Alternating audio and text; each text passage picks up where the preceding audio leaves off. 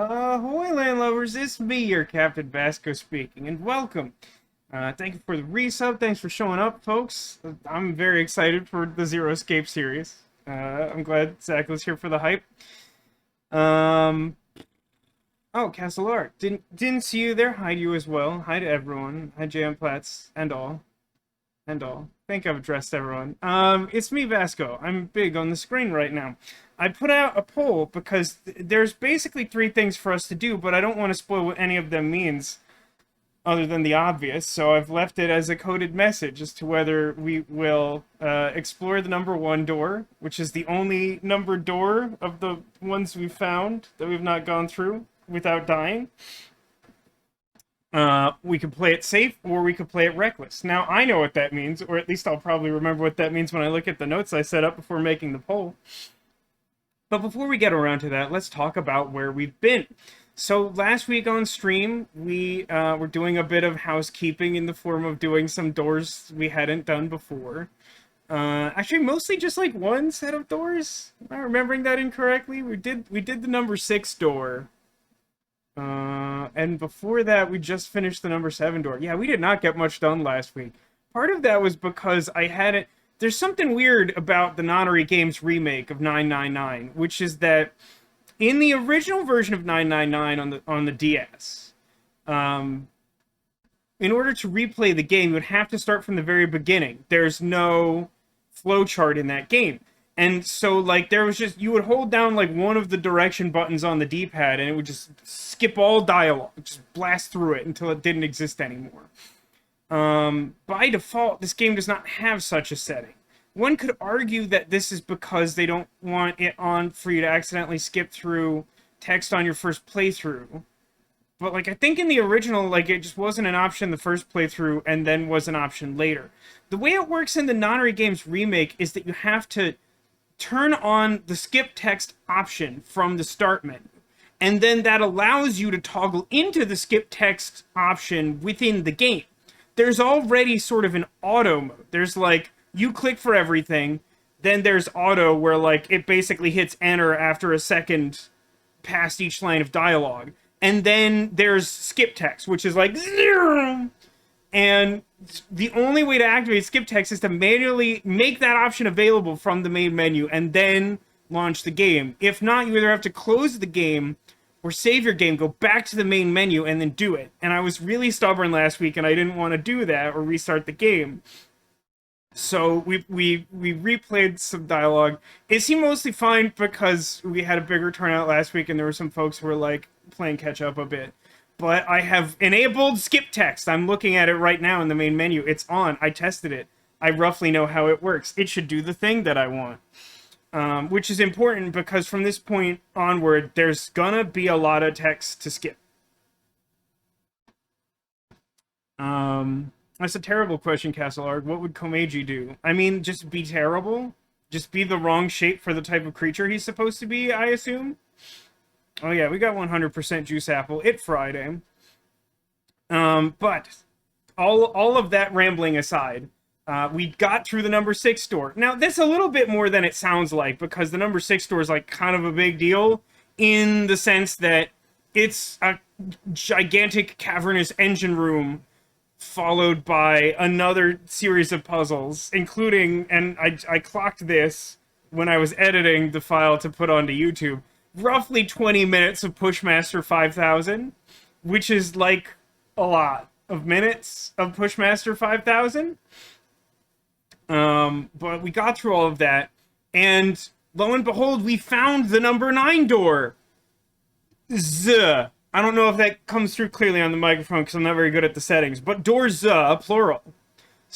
This is significant because, you know, naturally there's an assumption that we've seen number 1, number 2, number 3, one door of each number, each of the numbered doors one time, and then we finally find the number 9 door, and there's 2 of them in what looks to be like a little chapel on the mini Titanic situation.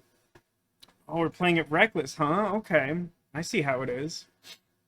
That's actually, if I was going to curate this, that's probably what I would have picked to do, to be honest with you.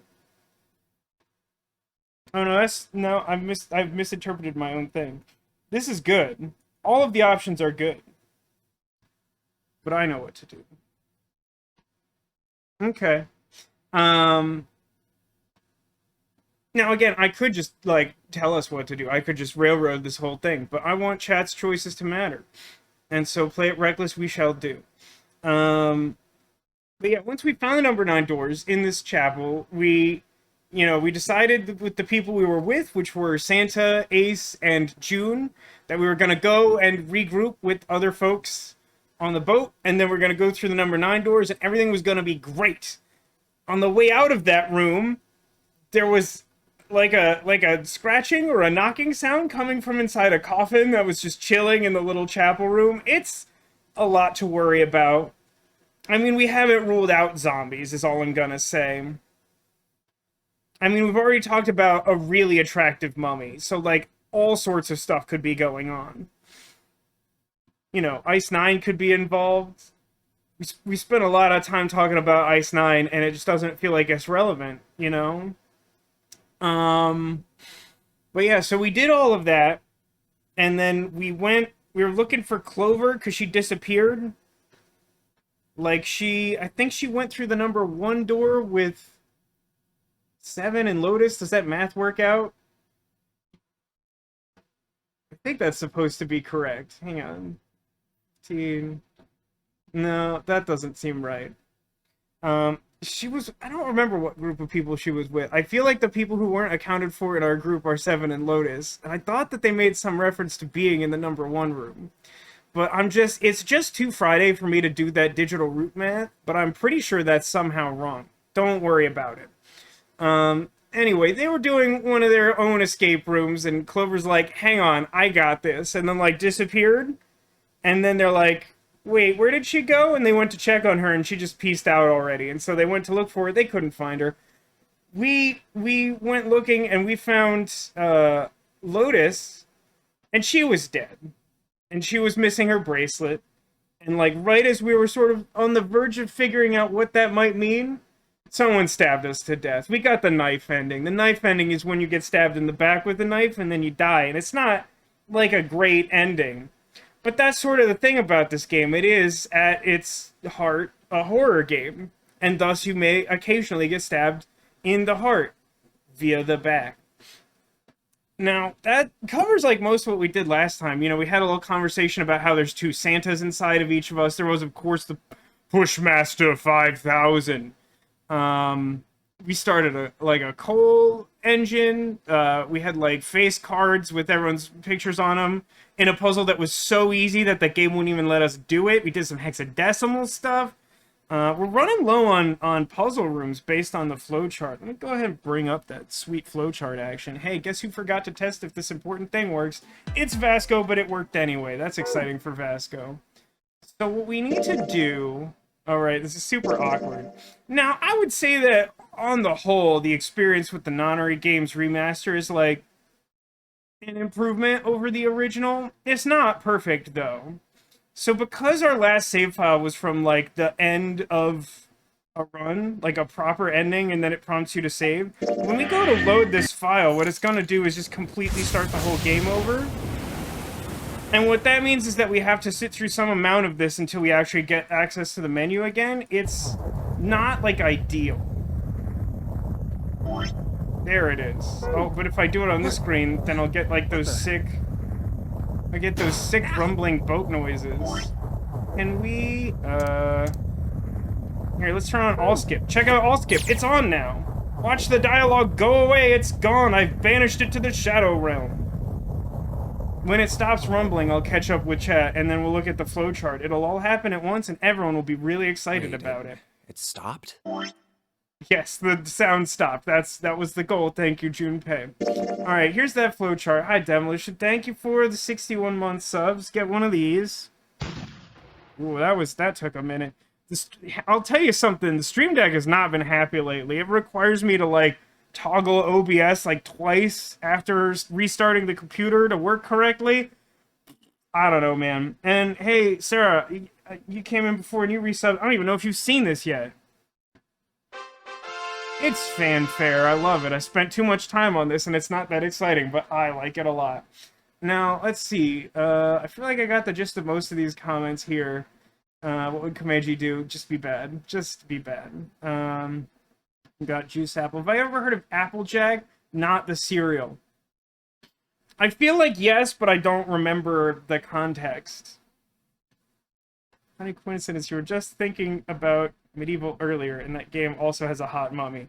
Hey, like, trust me, like, your game ain't got nothing on the dummy thick mummy in this game. Yeah, flowchart. Hey, look at this flowchart. So, I don't even know if you all noticed, but because of the way the save works, it eradicated... The flowchart in this game works differently than the flowcharts that we're used to from more contemporary Uchikoshi games. Because in those, like, the story just, like, branches fully. Here it's a little more complicated. Partially because this game was made before flowcharts were, like, a thing exactly. So we're starting from scratch here, but you'll notice these mystery keys. This is something that we'll deal with. Are we gonna deal with that today? Let me think real hard about this. So, if we are, let me go ahead and what mouse am I on? Results. Show me this. Yeah, we chose play it reckless. So play it reckless means that we're not playing it safe, which means that yeah, we are super doing that. Okay. Okay, we are going to solve the mystery of the keys. This is our main objective today. That is what you have decided, unbeknownst to yourselves, through my cryptic thing that even I can't keep straight because it's Friday and this week has been hot garbage. One thing I'm going to tease right now because I'm thinking of it and because I am on some sort of manic high right now from being conscious, is that the last piece of my Halloween costume, which I bought explicitly for streaming purposes, arrived today. I haven't had a chance to try it on, but I'm really optimistic that I'm gonna think this is a great idea, and maybe no one else will care, but I'm pretty excited about it. Applejack is apple brandy. That explains why it's not something that comes to the forefront of my mind, as I am one who drinks 100% juice apple on stream, and that's one of the hardest beverages I have in a week.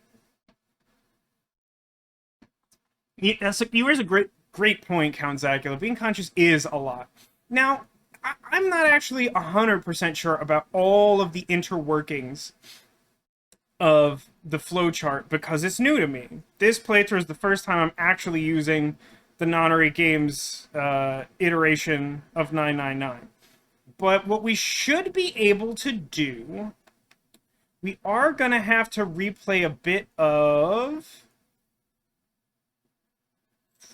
I think we actually have to play through rooms 4 and 7.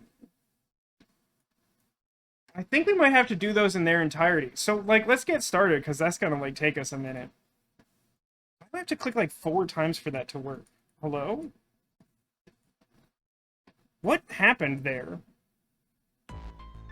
Had me real freaked out that the sound died again. It did that, like, right before I started the stream for, like, no discernible reason. I'm still pretty sure that's something on my end, but the thing I thought it was, like, I didn't trigger it this time, so I don't know why it stopped working. Okay. So, so here's the situation. We're back at the start of the game. This means that the 9 people are all sort of introducing each other and choosing code names, and eventually someone's gonna betray someone, and that person will face a bad fate. And then we'll choose a door to go into between doors number 4 and 5. Cool? Great. Full skip. I am obliterating the dialogue, thanks to Exodia. I drew all 5 parts of the Forbidden One, and the dialogue is gone now. Buddy on the left has great hair. Yeah, you know, he's not looking too bad for his age. Hey, Neko, welcome to the stream. You missed out on our poll, but it's fine, because no one knew what anything meant anyway. Oh, also, as the rating VIP, enjoy the fanfare. Welcome to the stream. What would our digital... I chose 4 before. I trust past Vasco's math way more than present Vasco's math, although I accidentally clicked, so the dialogue came back. And now it's gone again! I am in a very weird mood. Prepare for it. prepare for whatever's about to happen. So we need... Here's what I'm gonna do. The auto's gonna go away for a second, but that's deliberate. I'm gonna, like, push all this away. Actually, no, I need this too. I'm restructuring my notes for the purposes of the stream making more sense to me without looking at things that aren't helpful. So good. Man, I hope you have, like, conversation topics in mind, chat, because, like, we're gonna be replaying some rooms. Although, if you're new to this game, it might be new to you. So, I want this one, which means I want this one. And the dialogue's gonna go away until we, like, get into door 4. Now, this is actually a great representation of how the dialogue skip initially worked in 999, which is that, like, it was a relatively intelligent skip, in that, like, there were hard-coded stopping points, which were mainly, like, decision points of any kind. And when you reached those points... it just automatically stops even if you're still on what it's now calling all skip.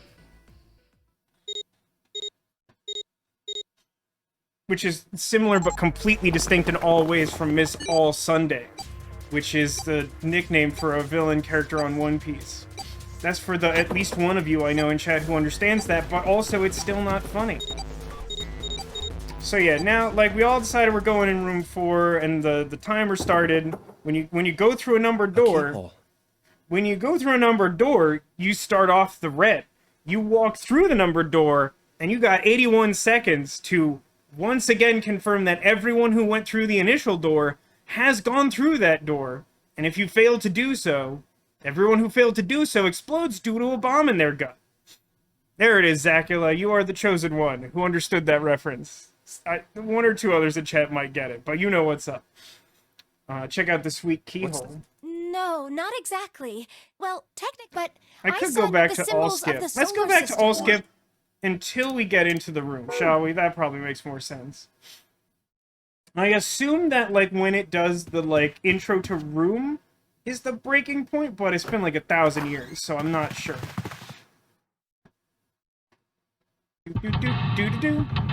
Yeah, there it is.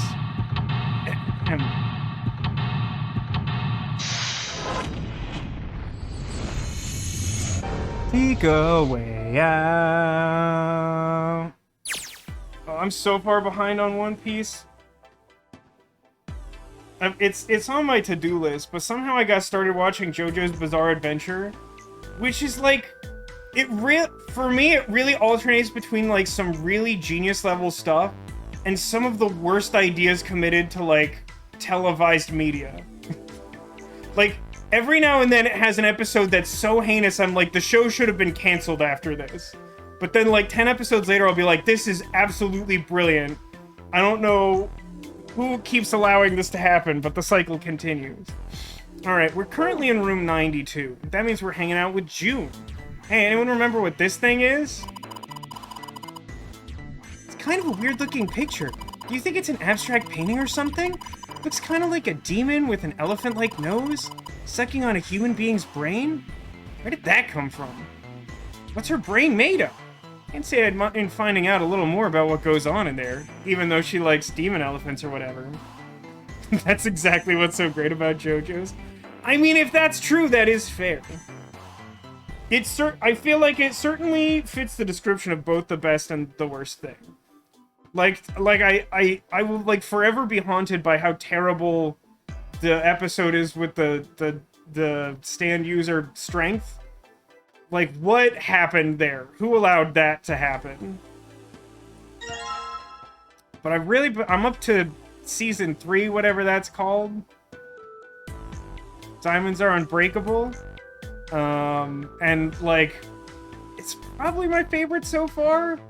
It started off even more slowly than the others, but, like, I think its overall hit rate so far is really good. I don't really need to read all the descriptions again, huh? Oh, yeah. We have How's been your through fever? You feeling better now? I'll go through the voice one, because I don't have to, like, read it or nothing. Yes, I'm fine. Actually, let's make this even better. Auto, but not forehead. full auto. Guess it really has gone down. You know, that actually really doesn't like to be touched on the forehead. About me? Yeah, like you're the love interest and all that. I'm like I am super care about you. Yeah, I guess I am.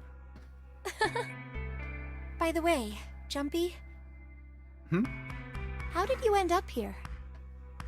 What do you mean? I told you earlier, didn't I? There was a man with a gas mask when you got home at night. You inhaled some white Yeah, but smoke like, and I mean, this passed could out. happen to anyone. I'm sure it did. When you woke up, you were on D-Deck. Damn straight. But is that really the truth? What? Jumpy, are you hiding something from me? No, why would I? Well, if you think about it, this is awfully suspicious. I mean, why would two childhood friends bump into each other I in mean, a place everything like that happens this? in every Uchikoshi game is inherently suspicious. Hey, I could ask you the same thing. Are you Ahoy, hiding Ditto, something? welcome to the stream. What would I hide? Well, I don't know. Anything. I mean, you're hiding it. How would I know? You mean like the number of men I've dated? Do you want to know? Connie is like sometimes the worst. It is unclear how self-aware she is at Only most 18. times. Time 0. Yeah. What's the I guess digital I just root? haven't met Mr. Right yet. Oh, Zacula, Let's Go Eat Some Italian Food is an excellent episode of Anyway, JoJo's Bizarre I'm not Adventure. I hiding just watched that. And I like Just like tried to you, describe it to Jumpy. someone because I was like, When I woke this up, is like I was on D-Deck. this is like the best worst idea for anything I've ever seen. Us. We haven't seen each other since elementary school. Essentially, the whole episode is like two guys go to a restaurant and are like really suspicious that the chef is a supervillain. And it's like, it's just like body horror, like nonstop body horror, but they keep being like, this is fine. I'm sure there's a reasonable explanation for this. It's it's so insane. It's so weirdly compelling. Back to Filato. One thing I want to say before I resume this is, it occurs to me after letting this play out a bit, and it is a repeat, so I'm talking over it a bit. But maybe they chose the specific voiced conversations within these rooms to act as some kind of overall summary of the game. Which, like, there wouldn't have been an analog in the original because there wasn't voice acting. So it'll be interesting to, like, try that theory out. I wonder. Let's find out. Look for what connects the victims. That will lead you to the culprit. Do you remember Seven saying something like that? Yeah, I do. So? Well, that's what I'm saying. I think this must all have something to do with a classmate of ours. You got any ideas who it might be? No, nothing. Oh. Well, if it had something to do with school, then it could be one of our teachers, or maybe the principal. Or the janitor, or the lunch lady. No, I can barely remember any of them. Yeah, I know.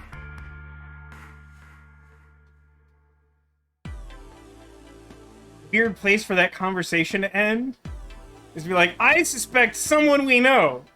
Any idea who? I don't know. I give up on this. My own theory is stupid and I hate it. You know, it says my partner's watching They Might Be Giants concert live, and I just keep hearing periodic slapping sounds. I mean, why wouldn't you? Another of my favorite JoJo episodes is like just before Let's Go Eat Some Italian Food. At least of what I've seen, which is only a couple episodes past Let's Go Eat Some Italian Food. And I forget the name of the character, and it's like named after her, but like this, like the 2-part episode where the classmate with the hair powers falls in love. It's so much like more complicated and nuanced than I expected the show to handle that, and it ends up being really interesting as a result. Yeah, like that whole situation is bonkers, man. I'm gonna need this map. But hey, listen, I got a reminder for all you. When it comes to maps, I don't need one. I don't need a map to get to Bonetown. I don't. I don't need a map to get to Bone Town. And this when she starts talking to us about not futility. This That ship comes is bigger later. than I thought.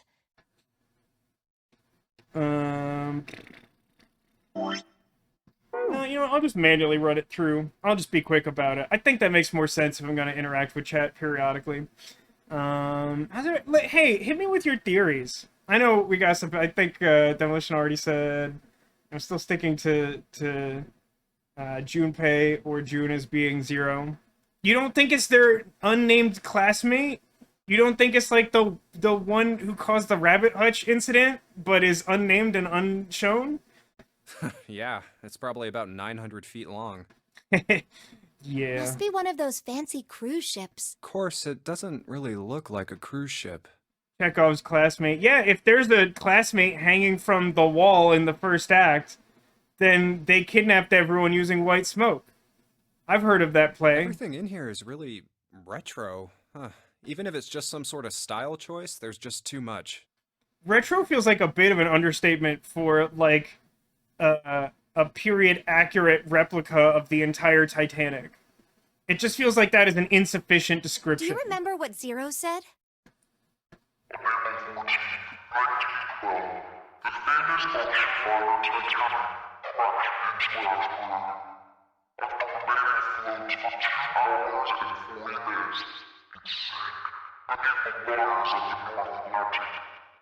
Again, I'm gonna put my foot down on this.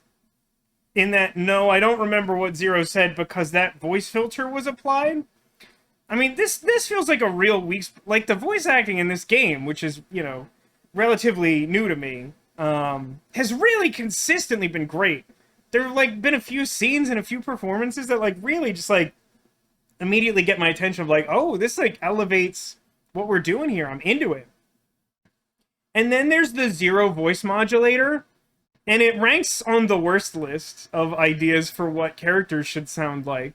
And I say that as someone who, not infrequently, plays story-based games old enough to have basically no audio to them. And I do a bunch of, like, do-it-yourself voice acting, which, like, isn't great. You can see the Dark Side Detective and determine for yourself what the quality of that is like. I'm uploading those now. Yeah, Zero and Terror, both not good. Like, I don't know if, like, Uchikoshi, like, is partially hearing impaired and is just kind of like, here's, yeah, that's ominous, that's good enough. Or if he, like, really just wants the villain characters to sound like a malfunctioning garbage disposal that someone has shoved a malfunctioning AM/FM radio through. I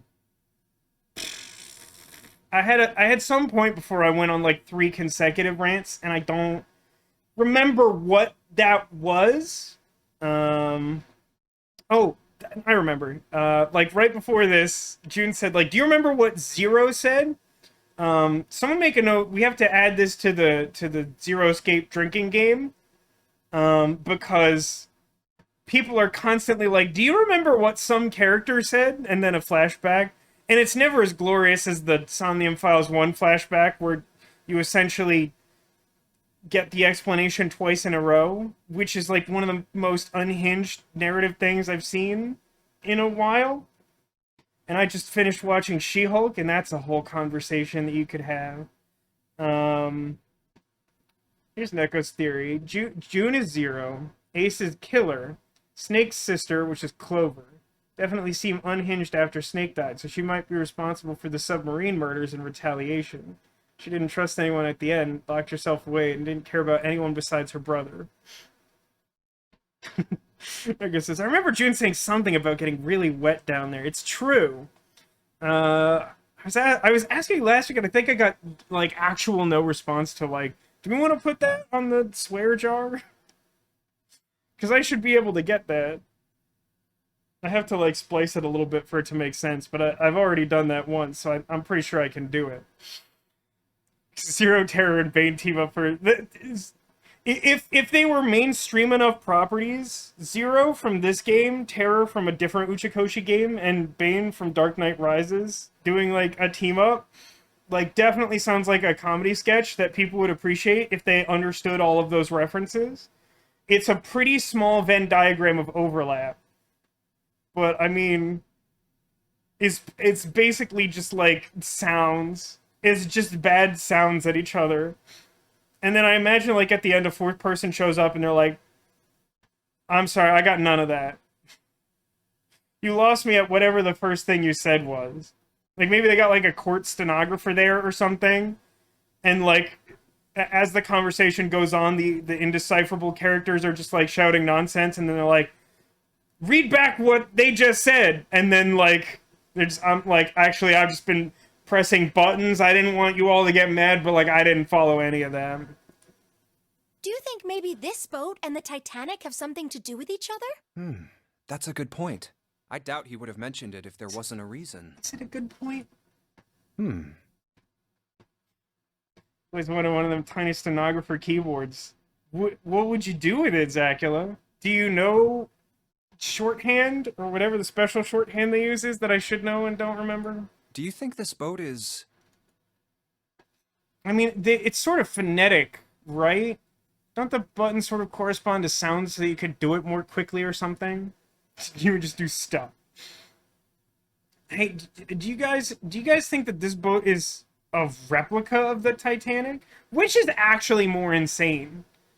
Like, that it's the actual Titanic or a replica of the Titanic? It's actually a little bit funny. Like, this game, like, definitely came out after Titanic the movie. So, like, it's a little weird that no one ever mentions, like, do you think that this is, like, James Cameron's Titanic? A replica of the Titanic?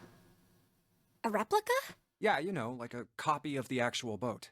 Who on earth would make something like that?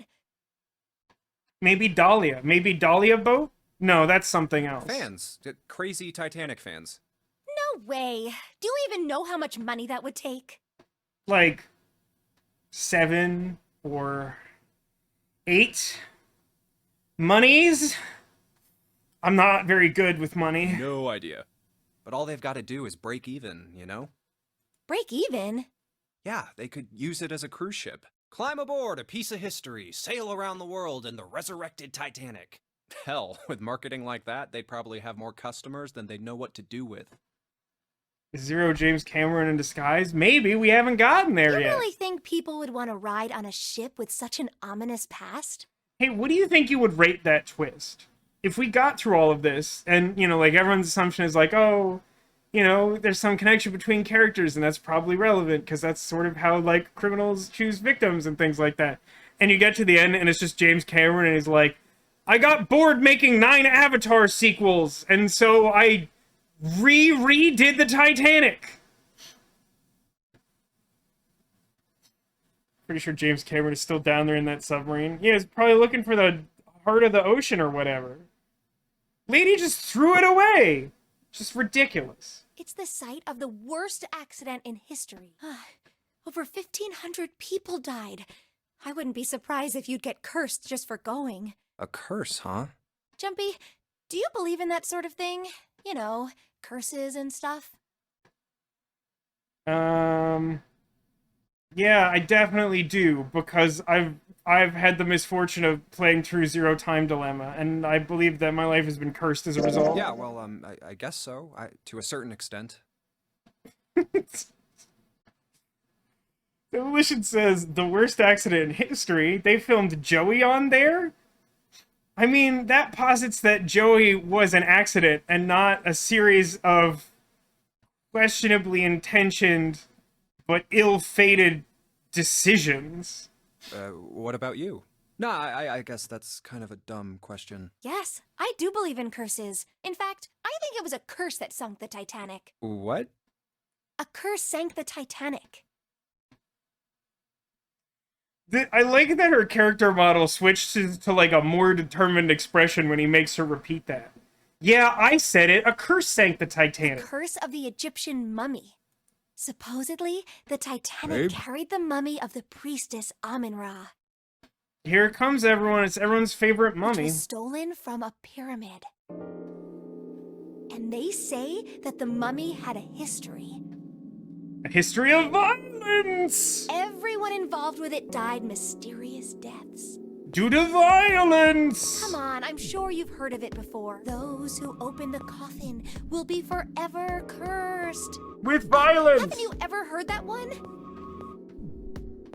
So you're saying the Titanic sunk because of that curse? Sakura said she totally just did that thing where she asked about something simply so she could talk about it herself. I've been known to do this. In fairness, I think that the worst I ever have been at this is when I had a joint YouTube show with my friend Tech, and we would kind of need to fill airtime, and sometimes I would just be like, I was thinking about this. Go with me on it. That's right! That mummy, the priestess, supposedly, she was special. What do you mean? Well, supposedly, she was really pretty. I'm gonna be honest with you. There's like a lot of things about this game that they come up and I'm sort of like, oh yeah, I remember this. Or like, oh, I forgot about this. But like, yeah, that's definitely part of it. Somehow, after like playing through this game like at least 3 times myself and like watching other people do playthroughs of it, it just never registered with me how stupid this was until this playthrough. Where she's like, yeah, like, supposedly there was a mummy on the Titanic. I'm like, sure. She's like, nah, this is a special mummy. Okay, why is it special? Because she was pretty.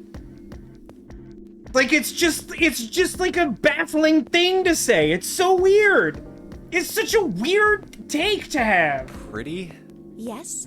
But she was a mummy. Like, I'm gonna set that aside. That's the feature that sets her apart. There's lots of pretty people who are alive. Like, lots of them. That's right.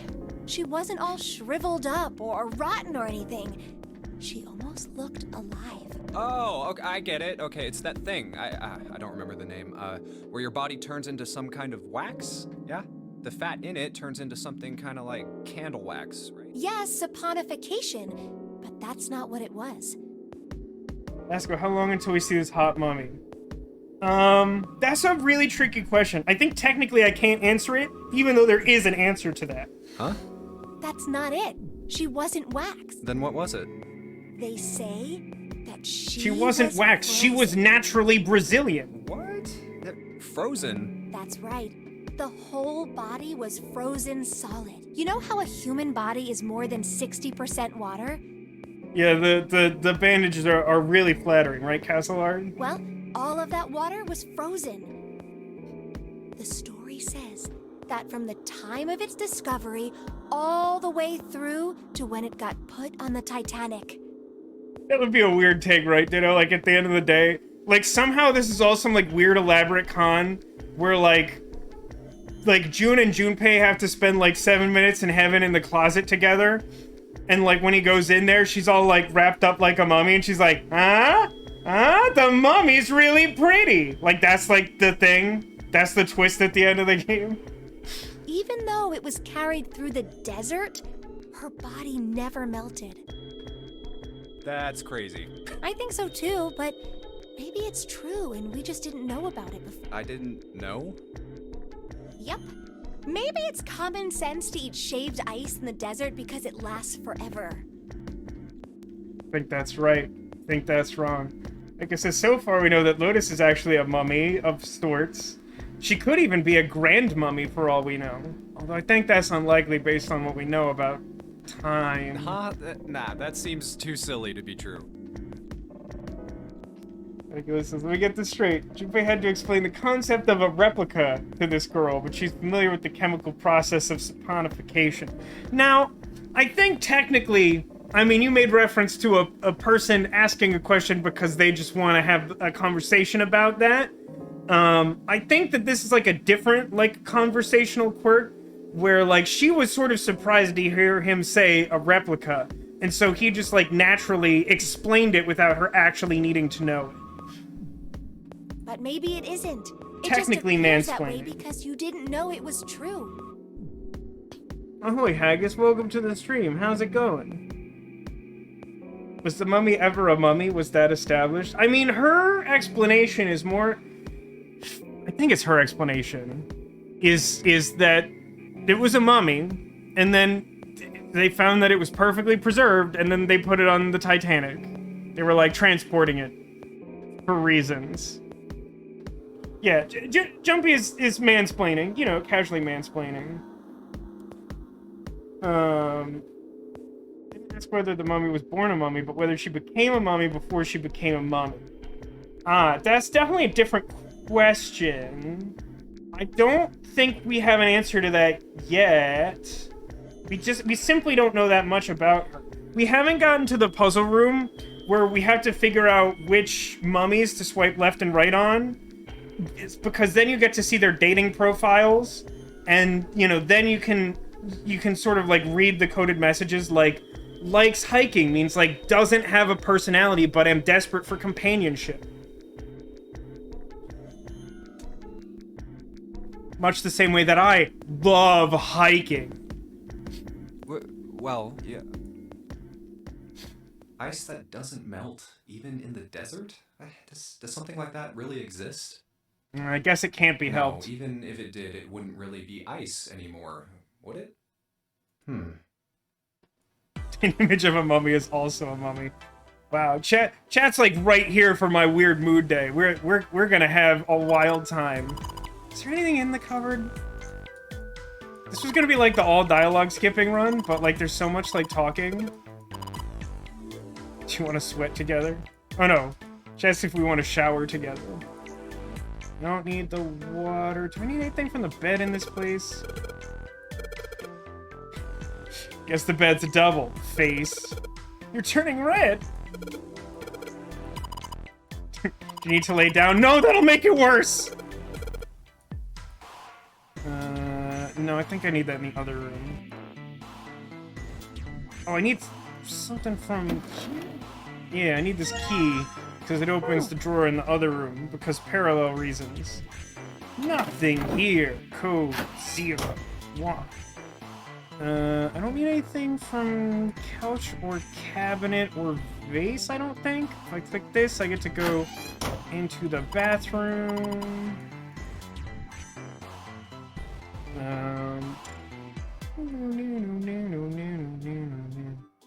Do I actually need anything from here? Maybe I only need it from the other room.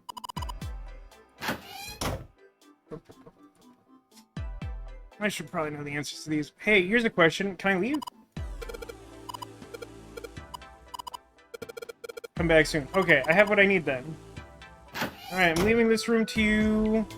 Okay, now, where to begin? Give me candle. Oh, just the exploration dialogue, we're definitely gonna skip that. I need this key, I can't do that yet. Let's go into the dark room. The room's pretty dark. Have something that'll give us light? Oh, I have to do the combine first. I don't know why I said it like that. Combine, matches, and candle. Nico says, I like hiking sometimes. I'm poor and have very good feet and lots of nice local hills. The point isn't that hiking is inherently bad.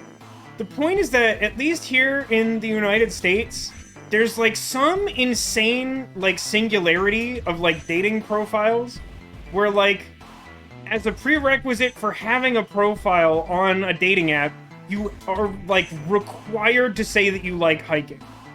It's just statistically impossible that the number of people who mention liking hiking in their profiles actually do.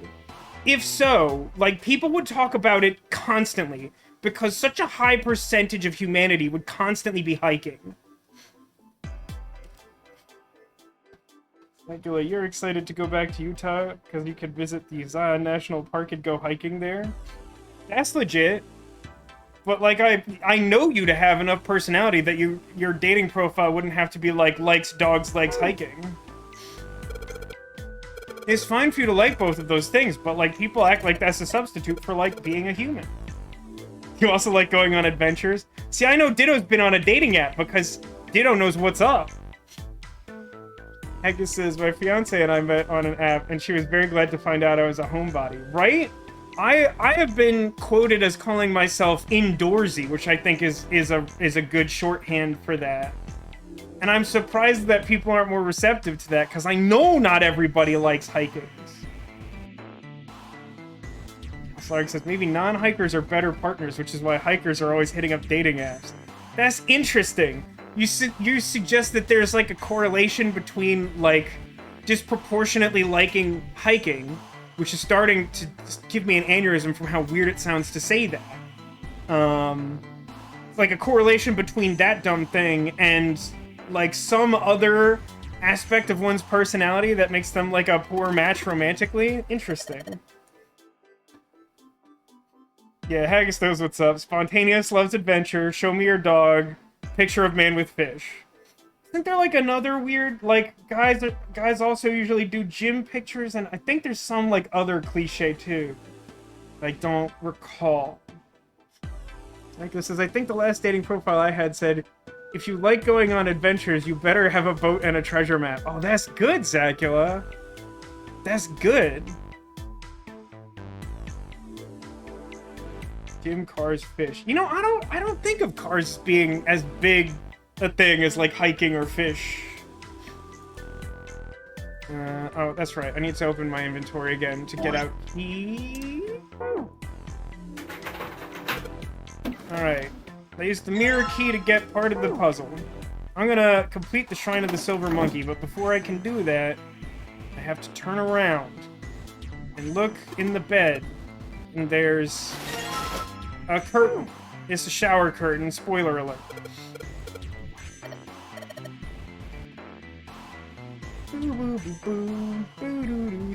Alright, I need the candlestick now. It's like kind of on autopilot, so sometimes when the scene changes, I have to think real hard about the next thing that comes up. Don't mind that. Just chat amongst yourselves. It's fine. So I got the candlestick. That's the key for this cabinet. Let's open that. Let's open it. Let's open it. How many clicks to get to the center of a Tootsie Roll Pop? No, just give it. Okay, 2 pieces of the puzzle. Hey, Junpei, you got a minute? It's time again. Picture of man in sunglasses, pastel polo shorts, and boat shoes. Yeah, that's sort of like upper class classic. That's an upper classic, right? That, you know, I don't hear people talk about that, Ditto, but that drives me insane too.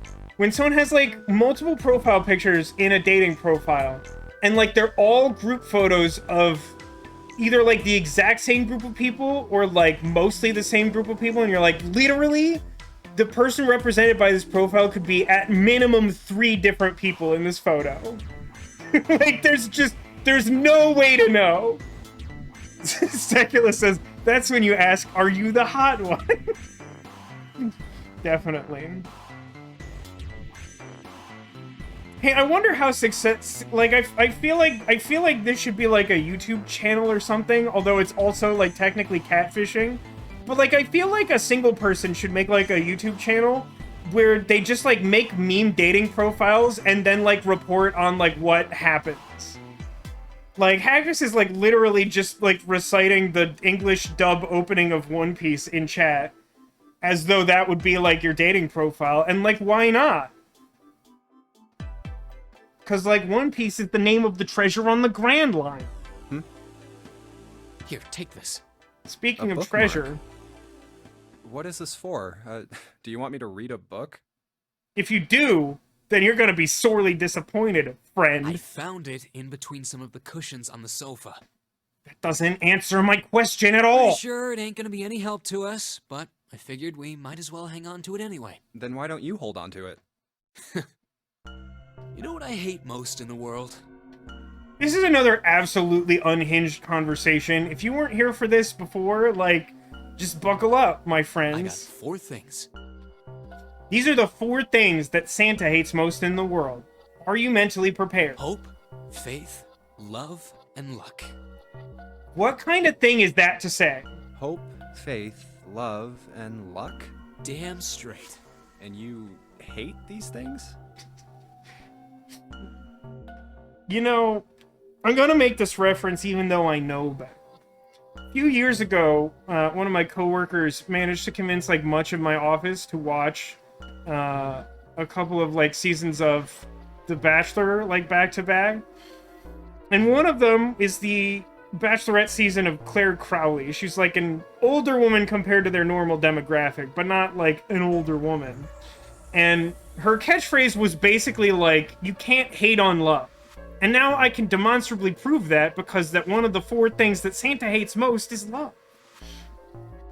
This guy has great hair. I know, I wish that I could have glorious hair like an anime character.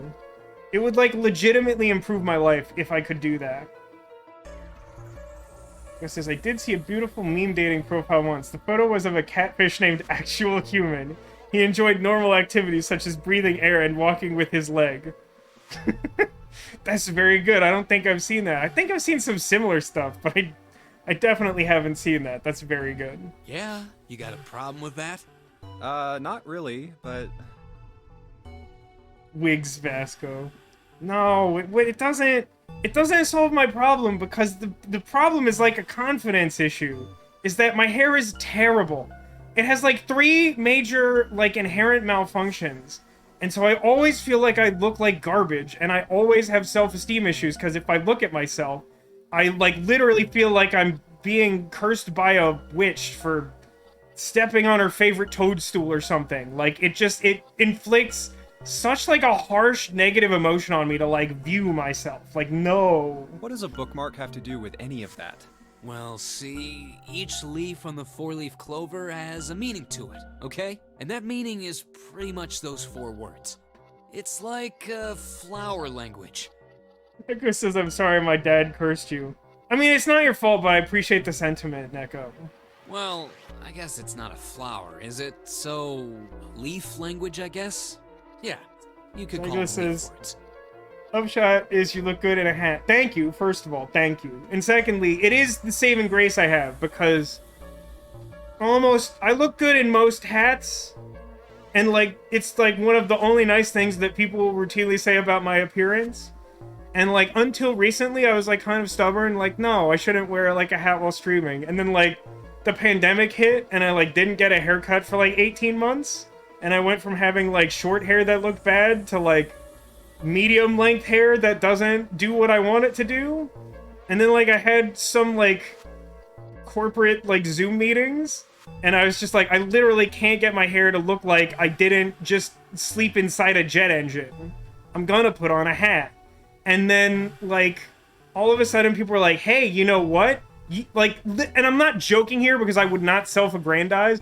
They say stuff like, you look like a rock star. This is doing it for you. Which sounds sarcastic, but like wasn't. And I'm like, all right, like I'll just wear a hat all the time. I'll just be that guy. That's fine. You're too kind, Zacula. I'm not fishing. I'm just, we just brought up a thing that's like, no, I'm telling you that like, I'm just very self-conscious. It's just true. I mean, it's true. My hair has, like, now that it's grown out, my hair has a property like Loki from the Marvel Cinematic Universe, which I actually kind of like. I still can't get it to do what I want, though, which is annoying. I do need to get it cut again, because one of the fatal flaws of my hair is that it grows dense, like, more quickly than it grows long. So, like, I need to get it, like, thinned out instead of getting it cut short. Which, like, most people don't even, like, understand. Hats are like beards for the hair.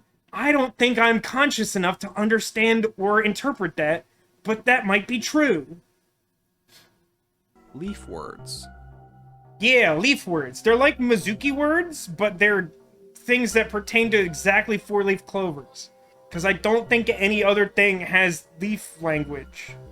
Hope, faith, love, and luck. The meaning of the leaves on a 4-leaf clover. So, yeah, I want you to take it, okay? So, what I've gathered from this is that Santa is like some type of vampire who, instead of being like afflicted by the presence of a cross, like hates agnostic luck? Is that it? Just touching it gives me the creeps. Sacco says, my hairline is currently fleeing from my eyebrows. They're scared of each other. The last time I went to get a haircut, the hairstylist lady, I still have no idea what a man is supposed to call a woman who cuts his hair. the English language doesn't have a word for this for some reason, so I always feel like a lunatic. My, like, hair lady, like, did some weird thing where she, like, pinned up, like, my hair to, like, demonstrate something, and then, like, made me look at it in a mirror, and, like, what she had done was, like, create an artificial bald spot, and that was enough to make me feel terrible for, like, 2 days. Even though I know it's not, like, an actual natural bald spot. Because, like, if anything, I definitely have a problem with my hair still growing too prodigiously on my head. But, like, that was upsetting for no reason. It's like that Brian Regan bit where he, like, goes to see a doctor and he's like, hey, did you know that one of your eyes is slightly bigger than the other one? It doesn't affect anything at all. I just thought you might want to feel self-conscious for the rest of your life. It's like that. Hairdresser. Like, hairdresser is, like, a certain connotation to it that's, like, not quite right. I feel like it implies that, like, I get stuff done with my hair that's, like, way fancier than actually gets done. Brian Regan reference in 2022. Heck yeah, Zacula. It's weird to me that, like, he actually has aged. For some reason, he feels like a force of nature who should just have remained the same age forever.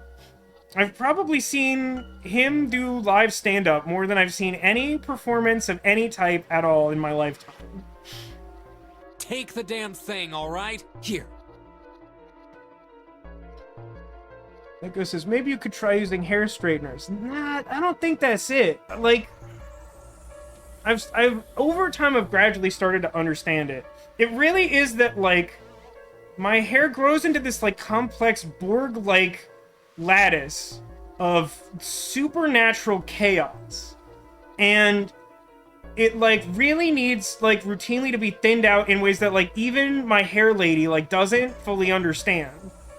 And, like, it technically wants to be the proper shape, but, like, other hair will, like, grow and, like, weave into the wrong places, and then it'll be like, no, 90 degrees in the other direction.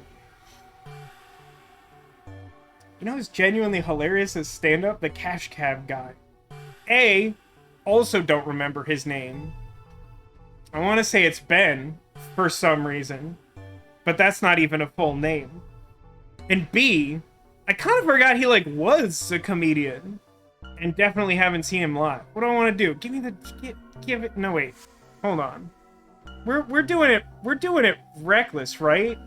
I don't want this crap. I want this to burn a hole in his pocket until he dies of love. I want him to be loved to death. Does that make me a monster? I don't know. Oh my god, it is actually Ben? Ben Bailey? Okay. I was half right enough. Thanks, but no thanks. It's kind of weird to be getting presents from another dude, you know? Well, I guess you do have a point. I won't force it on you. Sure you don't want it? No. I don't want it. Why don't you give it to Lotus? Ah, good idea. Will do.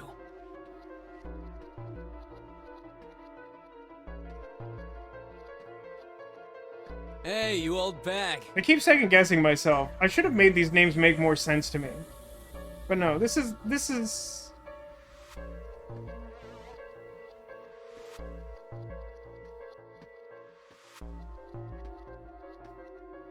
I've realized something now. My poll is flawed. Because I think almost all of these things require me to go through the number 1 door anyway. That's weird. I just found the Probably should have done that thing math. for a woman in But her it's much 40s. too Friday to do math.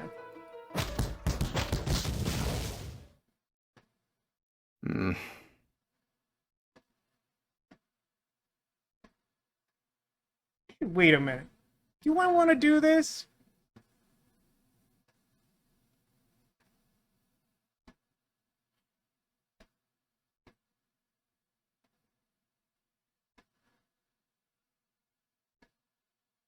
What do you think, chat? I'll leave this to you. I'll leave this more directly to you. Our paths end up being similar. Do we want the 4-leaf clover? I'll have to, like, skip a bunch of dialogue, which is doable. And I've wasted a bunch of time. Don't worry about it. Do we want the clover or not? This is a surprisingly important thing. It, like, shouldn't be. It doesn't make any sense for it to be. But, like, honestly, like, I'm so fried. I'm like, I forget what I'm doing. I'm just doing something different than I did before. He says, my fiance's Vietnamese parents do the bowl cut thing for the dad's hair. I mean, listen. It's an older generation. He's a married man. If she's the one doing the haircut and she's okay with it, like, that's fine. Hit the clover, it's St. Patrick's Day too. I don't know what that means. It's fine. Here, huh.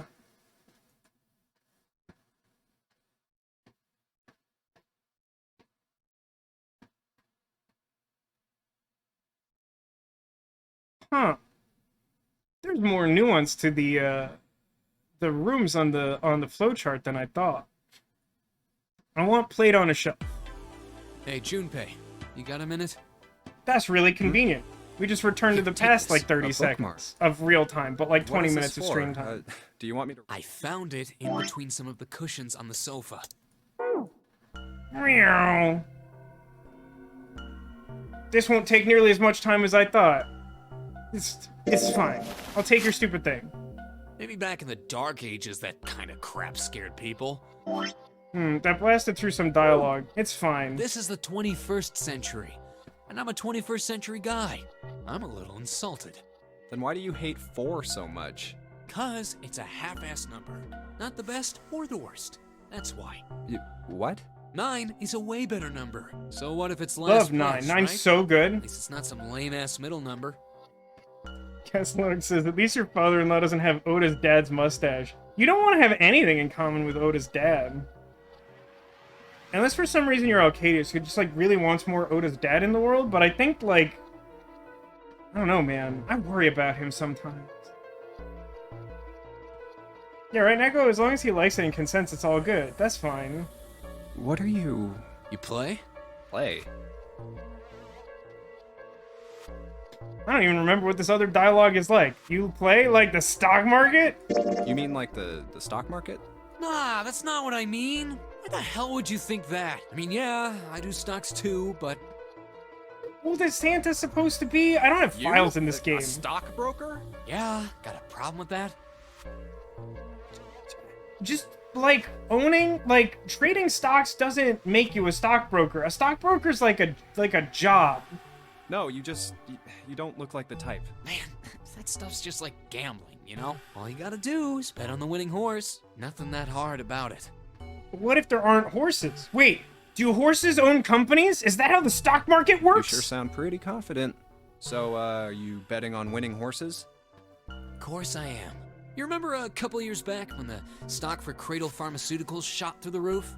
Stacked a few bills over that, if I do say so myself. Huh. Hey, how long are you gonna stand around wasting time? Stop screwing around. Oh, but I like screwing Lady around. has... We better get back to work. I don't want her be... Hey, wait! Alright, now that I remember what I'm doing, let's go do it. This raises an interesting question to me. Can I back out of this? Hey, Junpei, Oh, you got a God. minute? Why is this an option? Okay, hold on. No, wait. Can I... A bookmark. There's a... Alright, it's Groundhog's Day. There's a little bit of weirdness to some of the controls on the flowchart. For one... Oh, you can scroll and have a log. That's new information. Look, it's the log. It probably has like 4 records of this conversation I just skipped through again. For one, I don't think the scroll wheel works on, like, controlling the flowchart, which feels unintuitive, so you always have to click and drag. 2, there's, like, no, to my, like, I don't, if there is, like, a button that just zooms out, I don't know what it is, and I need it, like, a third of the time. Yeah, we take it, and we're just... Man, I feel a lot better now. And then we skip to end of this. But then, like, how do I don't care. How do I leave this? Okay, how does this work now? I'm in the flowchart. I skip to that specific dialogue. When it completes... Wait, what? Did it do that last time? God, I'm losing my mind. So what do I do now? Do I just manually click the next thing in sequence? Like, why does... what? The picture of dog. What's the deal with this picture anyway? I think I've seen this picture before. Where? In a book. There's a British biochemist named Sheldrake. He has a rather interesting theory. Listen, I'm too stupid to understand how the game is interpreting facts. I don't actually want that. But we're gonna go through the voiced segments, alright? And it's gonna take us, like, the whole stream, and I'm gonna feel stupid afterwards. But, like, is that... are we here for that? Cyclist said, he thought I was saying Oda, ODA's dad, like Ichiro Oda. And was like, what's wrong with his father? No, look up Oda, OTA. Look up his father from Somnium files. No, wait. Hey, Demolition, do you have a link to that clip? Someone have a link to the clip? We have a clip for this. Esselarg says, I didn't even know the log was an option when I played this version. Yeah, me neither. I accidentally figured it out by trying to understand reality. It's fine. There's never a bad time to put the Vasco reacting to Oda's dad in chat. It's not good. I saw this picture in his book. What's this interesting theory? Morphogenetic fields, which relies on the theory of morphic resonance. Man, I Yeah, can't deal Vasco with curse this. for Just sure. Listening to you talk about it is giving me a headache. It's not a difficult concept to grasp. In essence, he states that the shape of living organisms and their behavioral patterns are transmitted through a field not visible to the eye. What part of that isn't difficult, exactly? All right, how about this? Theory of the telepathic mechanism. Telepathy? Yes, telepathy. Well, perhaps not exactly telepathy, but it's close enough for a simple approximation. Are you serious? Who do you think we are? Kids from the 70s? I can't believe someone would actually do serious research on something like that. Yes, I agree.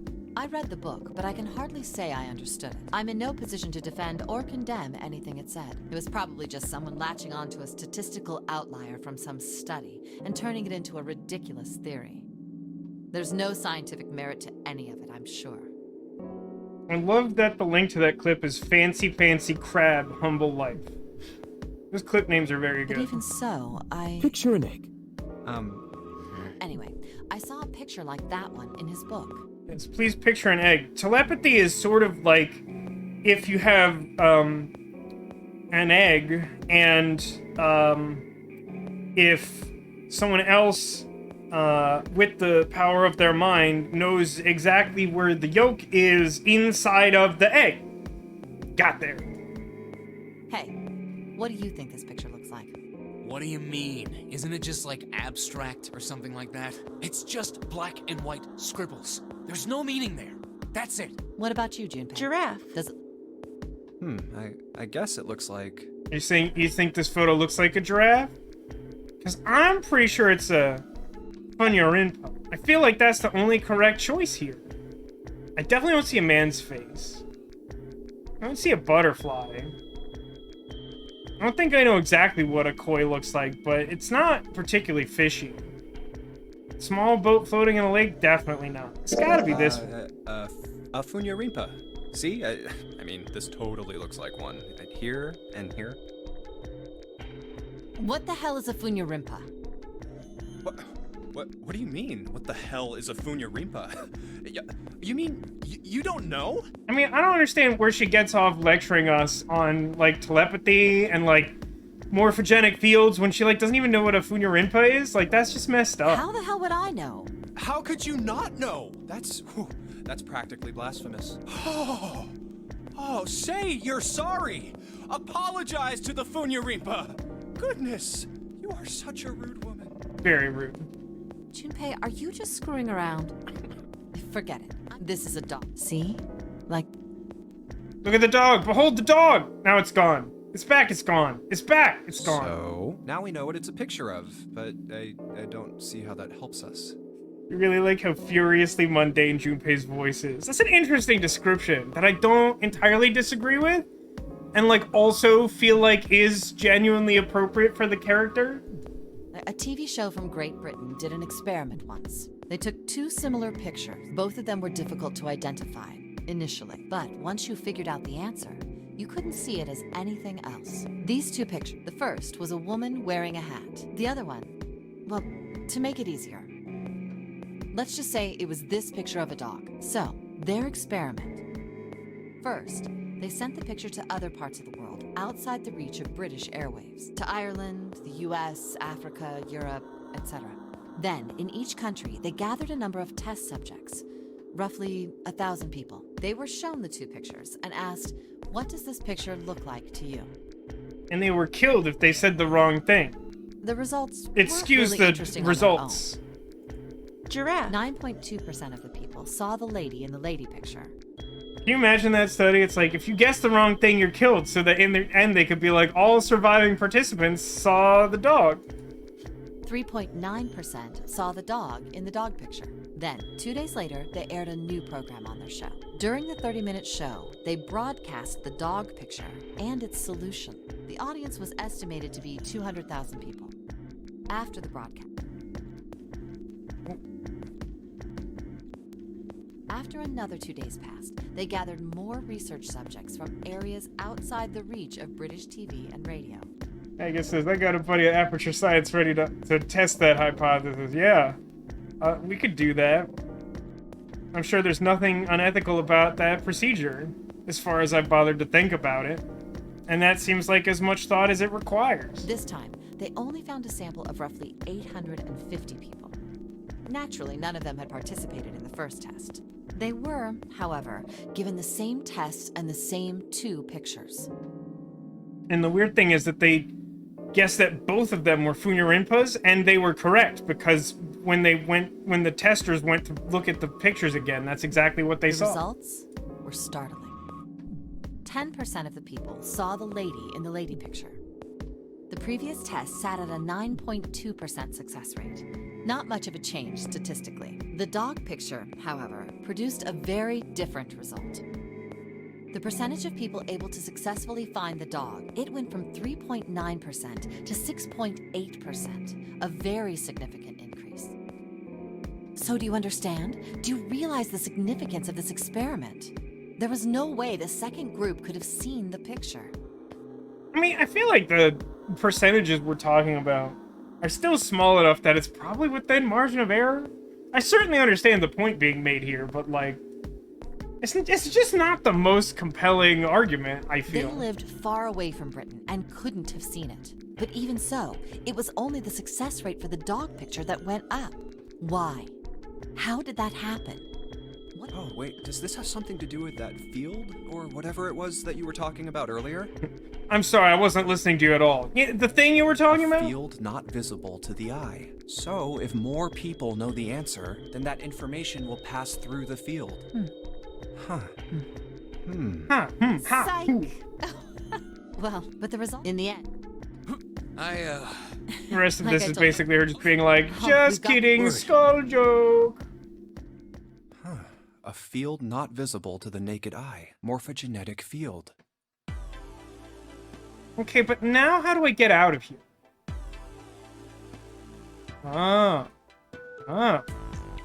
Okay. So, okay. That's a little annoying. So apparently right-click is zoom out. There's literally nothing in the game that I'm aware of that tells you that. But also, like, left-click and right-click don't do anything at, like, the base level, so you can't possibly know that unless you try to do that when you're specifically zoomed into something on the flow. Like, the controls could be better, and frankly, like, should be better. It's not, like, the biggest deal in the world, but it has caused me some non-trivial amount of frustration. So, I'm gonna see if I can make this work the way I want it to. Which is to say that I'm going to skip to kitchen and go to the... I think I want freezer. Oh, it's cold in here. What is this You know what I'm place? gonna say. You know the joke. Type it in chat. it's It's cold in freezing. here. Oh, no way. That's way too cold for me. I'll freeze solid in seconds. Sorry, but I'm afraid I'll have to pass on this one. I'm going to leave the rest to you. Oh, whoa. It's really cold in here. Hey, you don't need to be in here. You had a fever just a little bit ago. You should stay outside. We got this. Nego, that's like a horror story. Your dad butchered your hair as a child, didn't care about how you felt or how long you wanted it to be, or even keeping it even. Just scissors to hair. That was saving money. I hate that story. No, I'm fine. My fever's gone now. But By which I mean, that should not have happened, and I'm sorry. no! Why did it suddenly close? Ah! The knob's frozen! But why? It looks like the It's a rude pipe thing to next to happen. it broke. Hey,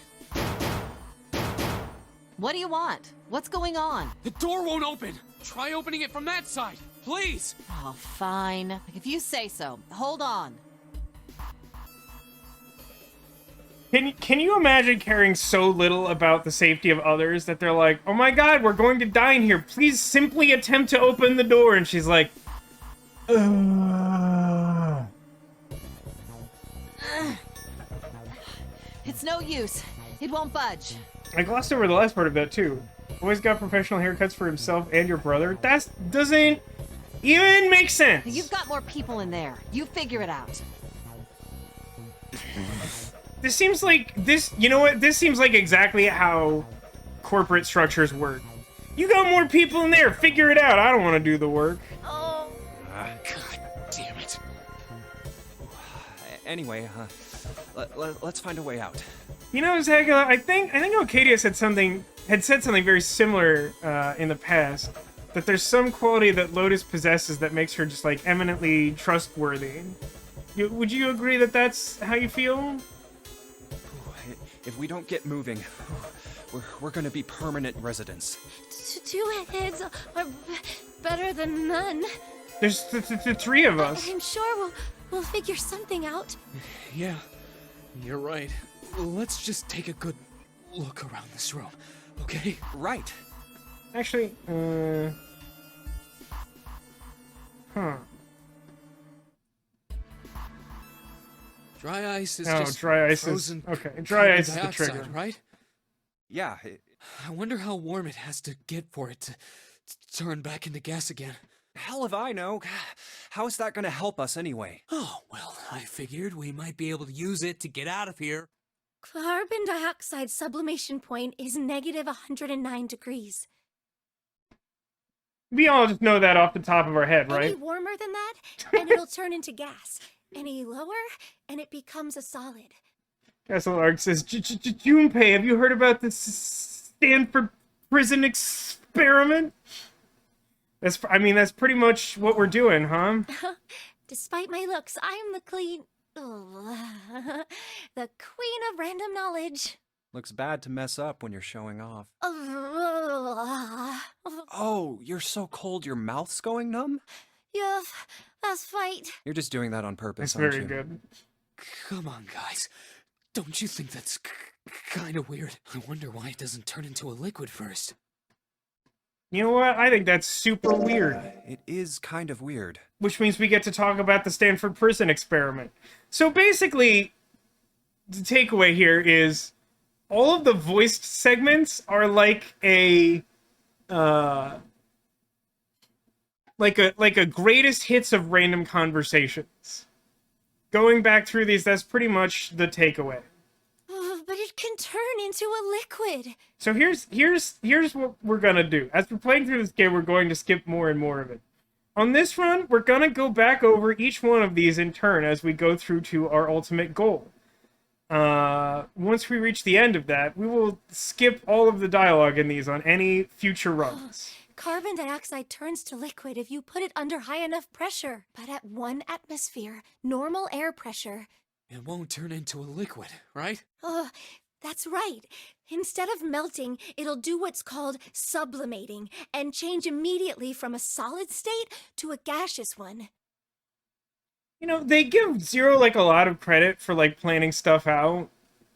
But I don't assume that it was planned for them to like accidentally trap themselves in the freezer by a pipe bursting at like a bad time. But like, do you think that Zero expected them to like stand in the freezer and have a discussion about sublimation for like a really long time. See, that is weird. Water's a liquid between 32 degrees and 212 degrees. So why isn't that the case for carbon dioxide? There's a kind of ice that doesn't turn into liquid when it goes above 32 degrees. Huh? I heard about it. Its melting point is 96 degrees. Ice with a melting point of 96 degrees? You mean there's water that freezes at 96 degrees? Yeah, well, you could also look at it as ice that won't melt until it's 96 degrees.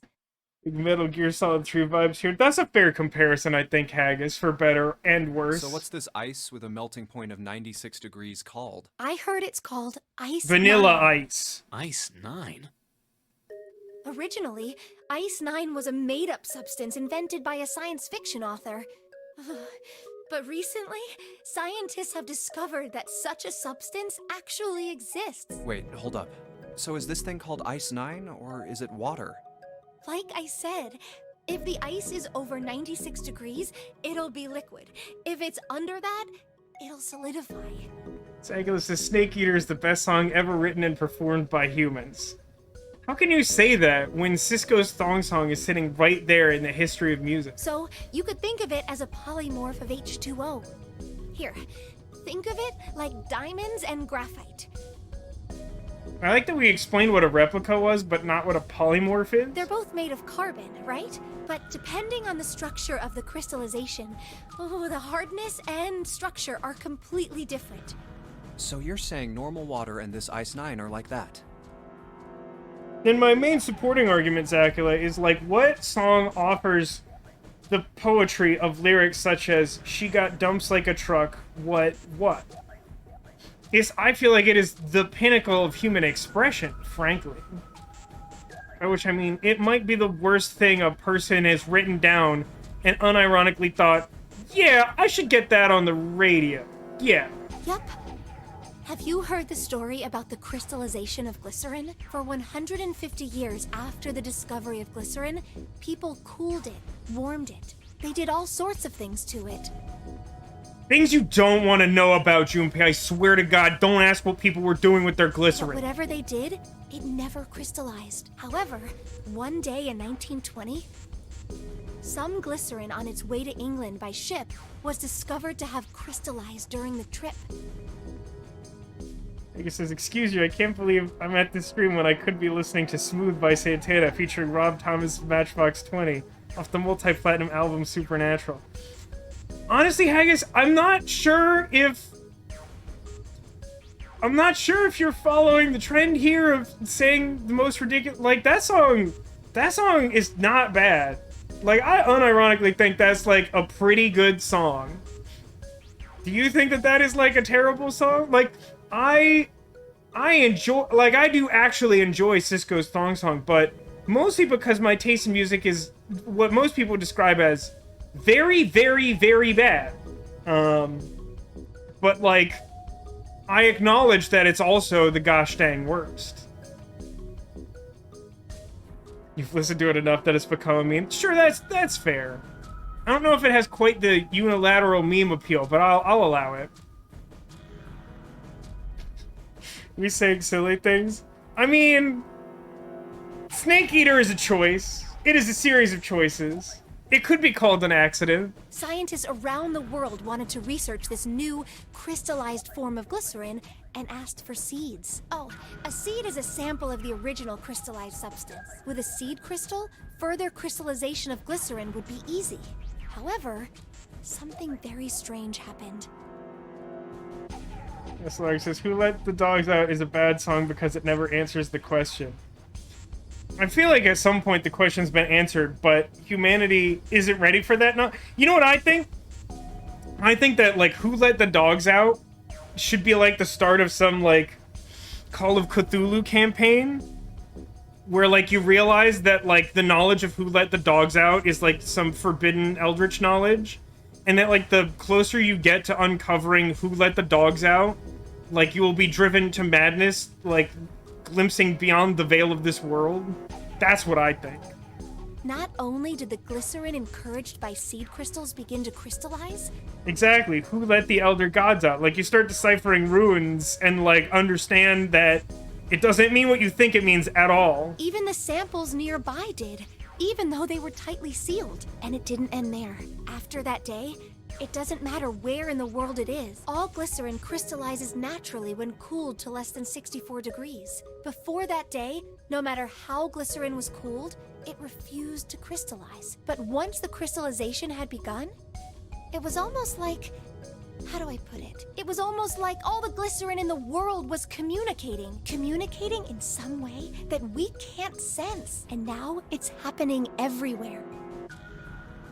That's fine. That's pretty interesting. But what does that have to do with Ice 9? What she's saying is that it's a lot like Ice 9. What happened, I mean. A lot like? If water everywhere started freezing at 96 degrees? Man. It'd be the end of the world. We're talking about Ice 9, Zacula.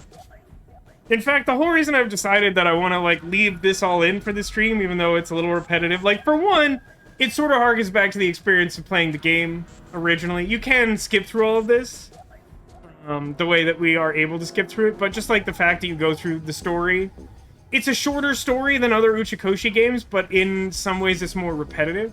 But also, I want to try and contain all of this in one stream duration so I can be like, listen, if you want to understand what's going on, look at, what are we on, part 6, I think? Just go look at that. At any rate, we're not gonna have to worry about the end of the world unless we can get out of here pretty damn quick.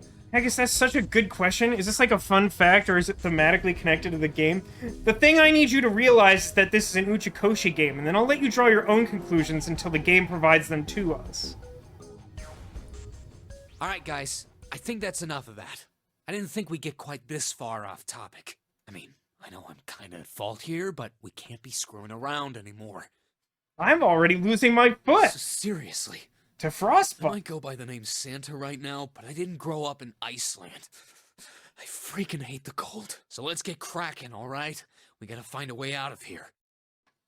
Selfish, isn't he? Ice 9 is interesting and all, but we can discuss it more once we get out of this freezer. Okay.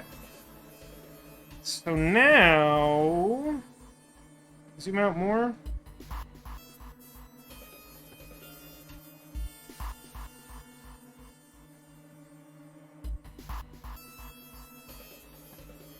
I think the way this game wants me to do this is I'm supposed to skip to here and choose a door. So let's do that next. How do I... God, the controls for this are subpar. Well, we really don't have a choice now. I feel like there should be a more direct way... Whoops, clicked out of the window. To toggle the all skip.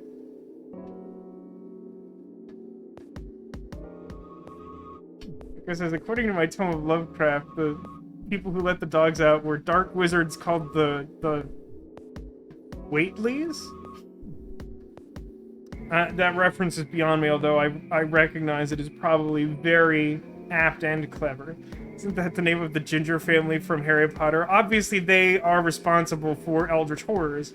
I think we all know that. Now, it is important that we go through door 7. And then, once we go into door 7, we can go back to the flowchart, I think. Now, it's not entirely clear to me whether this will work the way I want it to, but I think I will have a better idea once we look at the flowchart.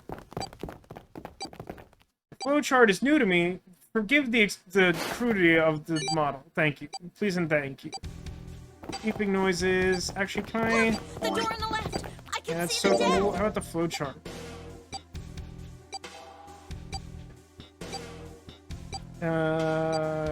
Oh, that's right. Okay. I see. Those keys are for something different than I thought they were. 'Cause I'm really not paying attention. I'm just gonna say briefly, I know I'm doing bad, but we're having a good time. And also, it's been a very long week and I'm so tired. On the inside and out. The between side. So, yeah. We picked a door, so we should be able to skip ahead to the operating room. And then, yeah, I need both of these. You think we should go back? Yeah, I think that's probably best. So now we went through the operating room and we, like, cut up a fake organ and got a key and came in here, and there's, like, a puzzle you solve by, like, counting the chemical components of certain things, and it's the combination to a safe, and you open it up and you get some fake body parts, because Lucy gotta get her parts back. Hey, Seven, what's up? Oh, well, Is that a medicine bottle? I got curious about it. Ethylene diamine tartrate? Yeah, that's right. CDT. What kind of medicine is that? It's not medicine. I think it's an industrial strength detergent. Why would they have something like that here? Well, probably to clean stuff up. It's true, I did see just before the stream started that the actor who played Hagrid in the Harry Potter movies died, which is very sad. He seemed like a super nice guy, and he did an excellent job in that role. I don't think I've seen a lot of his other work, but I'm sure that he did other great work too. Clean what up? Fuck if I know. Still, it looks like it's cleaned my It's brain good for up. something, but not for something good. You remember something? Yeah. Well, I remember a story about EDT. Happened about 50 years ago. There was this factory somewhere in America making big old EDT crystals. Like we do, here in They America. were making it to sell as an industrial strength cleaner, like I told you before. Those rubes. But a year after the factory started up, Oh my god, he was in GoldenEye, wasn't he? something strange started happening with the crystals they were building. Water molecules started attaching themselves to the EDT crystals. This made them into a sort of mutation of the original crystals, called a hydrate. Once the crystals turn into a hydrate, though, it's useless as a cleaner. The factory had to just dump the crystals. As a hydrate, they were useless. But it didn't end there. After that, Oh, hold on. After that day, the same thing started happening to the ED2 factories everywhere, even ones that weren't anywhere near the first factory. they'd been making crystals the same way, with the same materials and the same equipment and environment. But now, all of a sudden, every single crystal they formed turned into a hydrate. In fact, ever since that day, no factory anywhere has been able to make a pure EDT crystal. Even in EDT research done years before, they'd never gotten a hydrate. But after it happened at the first factory, it just spread. It was like, man, how do you say it? Like the molecules were communicating with one another, transmitting information in a way humans couldn't perceive. This phenomena spread throughout the world, right? Yeah, that's it exactly. That's actually concerningly accurate. But Witchcraft. how did you know? I heard another story, kind of like that one. I was freezing to death at the time, so I don't remember a lot of the When? details. In the freezer? What? The freezer? It's not a good answer to that question. Yeah, June told me. Ice that doesn't melt at room temperature, huh? That sounds familiar? Yeah, hold up. I feel like I can remember something. It's right. Do you? You know about Ice 9? Hey, we should put this in our fictional dating profile. I love to talk about Ice 9. Have you heard about Ice 9? Do you know about Ice 9? Ice 9? Ice 9. Ice 9. I like to go on adventures, like escaping from sinking ships. And I love to talk about Ice 9. Ice. That's it. I remember now. That woman, she's on this boat. That woman? Alice! Who's Alice? Come on. The woman who won't melt at room temperature. Huh? Ice 9 is a good band. They had that Heart in a Blender song. Who actually did that song? I know the song you're talking about, and I sure couldn't tell you who did it. You know how the Titanic sank on April 15th, 1912, right? You know, rendezvous when I'm through with you, etc., etc. Yeah, more than 1,500 Eve people 6. died. Worst maritime No, accident in Eve 6 is history. actually a different Uchikoshi game. What about it? Did you hear about the boat that was sent to collect the dead bodies? I think that was the RMS Carpathia, right? Man, there's so much casual, like, maritime knowledge among the people. Like, this must be the reason that everyone was chosen to be a part of this deadly game scenario, right? Like, it's so much more interesting if everyone can casually throw around conspiracy theories about, like, boats that probably sank, like, you know, decades ago, than if everyone's just like, I don't know, man, the boat, it's sinking. I have to assume, like, this is the criteria by which they were It was chosen. a cruise liner, just like the Titanic. No, that was the ship that picked up the survivors. The ship that collected the dead bodies was the CS McKay Bennett. I guess says this game came out before podcasts existed. Why does everyone have arcade knowledge? I mean, I think podcasts were like starting to become a thing, not the way they are now, but like they were starting to exist at the time that this came out, but it really wouldn't explain that. They'll take HIST 330, Deadly Maritime Disasters, and all pass. So that's the connecting tissue, right? Is that like everyone just is from the same class? So maybe June was right after all. It's like a classmate, but like not from when they were kids. It's people who passed this obscure and arcane like maritime history class. The McKay Bennett showed up on April 17th, 2 days after the accident. It set out from Halifax, a port in Canada, and recovered 306 bodies. The Atlantic that far north was really cold. It would have to be for there to be icebergs and stuff. Anyway, the bodies they pulled out of the water were frozen solid. This isn't a very nice story. So, what happened next? Well, they say the McKay Bennett recovered something more than just dead bodies. Treasure! There were various bits of stuff floating around in the water. Things the drowned had carried with them, or stuff that dislodged as the ship sank. One of the things they found was a coffin. That's a good theory, Neko, that like it's just common in Japan for people to get locked in freezers with one another and share like the weirdest facts they know. That's probably true. A coffin? Yeah, a wooden one. The craftsman who made it must have been pretty skilled. It wasn't just a wooden coffin. It was all wood. No nails, no reinforcements, no gaps in the wood anywhere. The thing was airtight. It's like when you carve an entire statue out of a single piece of marble. It's like that, but with a coffin. We got pretty curious about what might be inside it and opened it up. They had to get a wedge and hammer it open. So it made a lot of noise. they found a woman. Or, I guess you should say, they found the dead body of a woman. Her hair was thick and black, and her skin rich brown with no blemishes or signs of decomposition. They say that she looked gorgeous, like a goddess. It says, I have fond memories of locking the creepy butler in the freezer in Tomb Raider 2. Maybe he started this. You think maybe he's Zero? She was obviously dead, but everyone who looked at her said she just looked like she was sleeping. Her skin was so lifelike, she looked like she might wake up any minute. She didn't, though. Just to be clear, she did not The rest get of the up. bodies they found, she was frozen solid. Eventually, the McKay Bennett finished searching and returned to Halifax. The 306 bodies were unloaded and taken ashore. However, it was warm enough that they began to thaw. They say that the stink was horrible. Yeah, this isn't a good There story. was one body that didn't thaw, and that was... The girl in the coffin. It'd be pretty weird if it was any person other than her, right? It was Leonardo DiCaprio. That's right. Everybody thought for sure that she'd melt and start to rot like the rest of them eventually, but weeks passed and nothing happened. And a month passed, and another.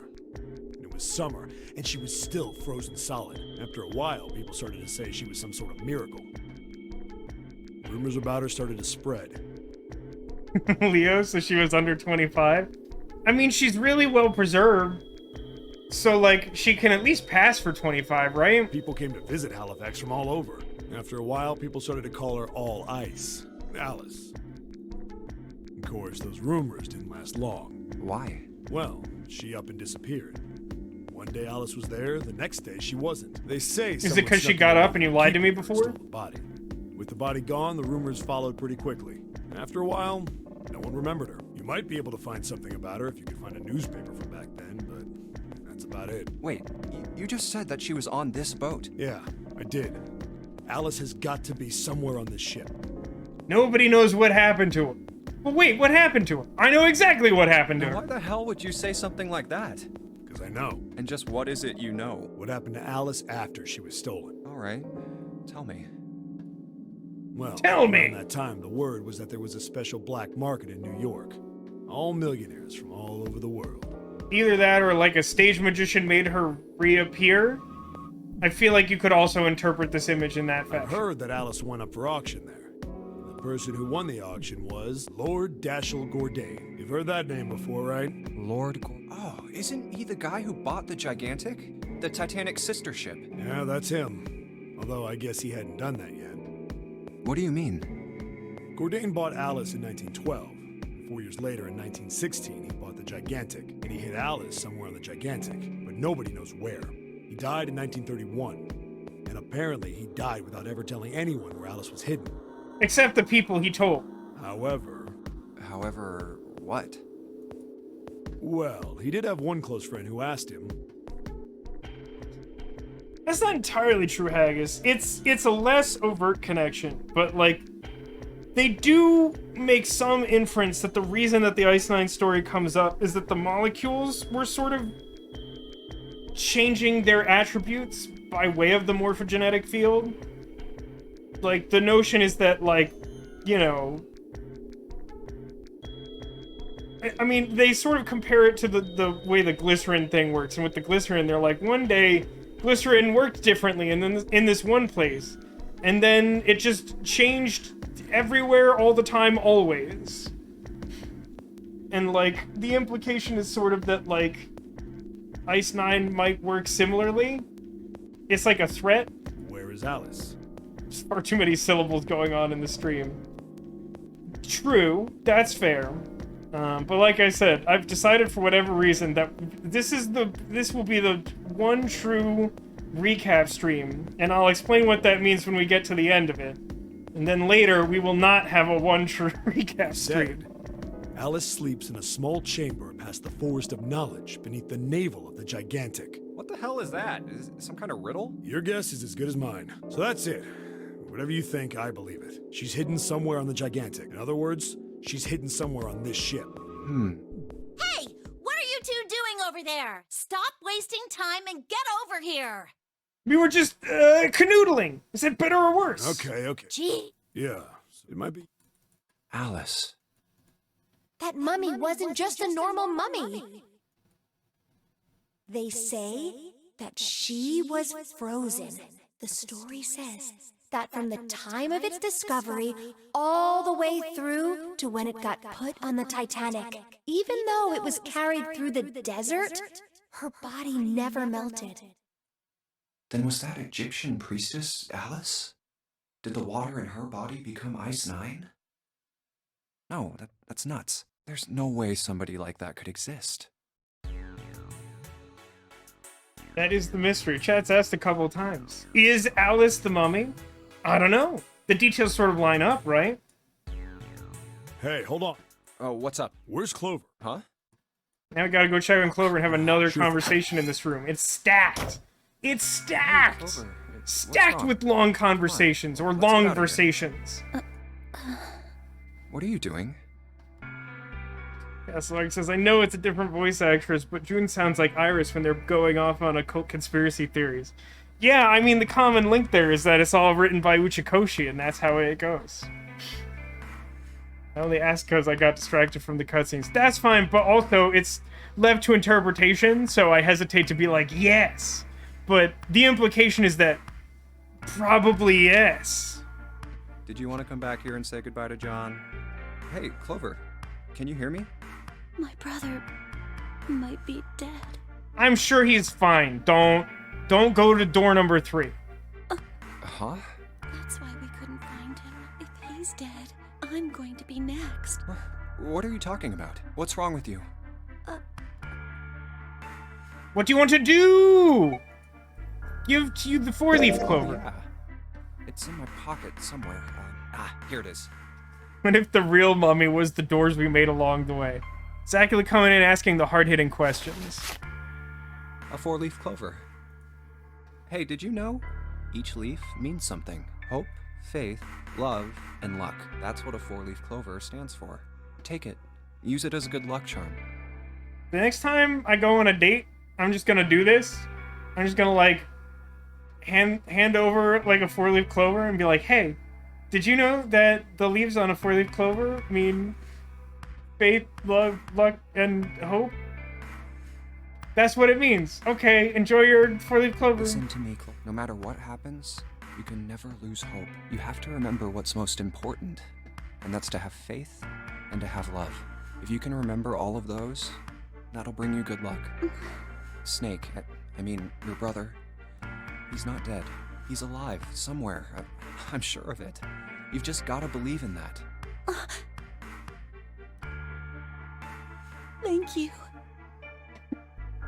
Like this says, I love it at the end of the game, Zero reveals themselves and it's Lelouch from Lelouch v Britannia or whatever from Code Geass.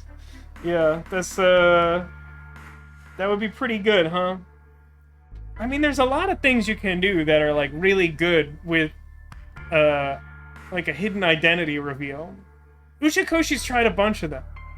I'm not gonna lie, they don't all land. Thank you. Now come on. Seven's waiting for us at the exit.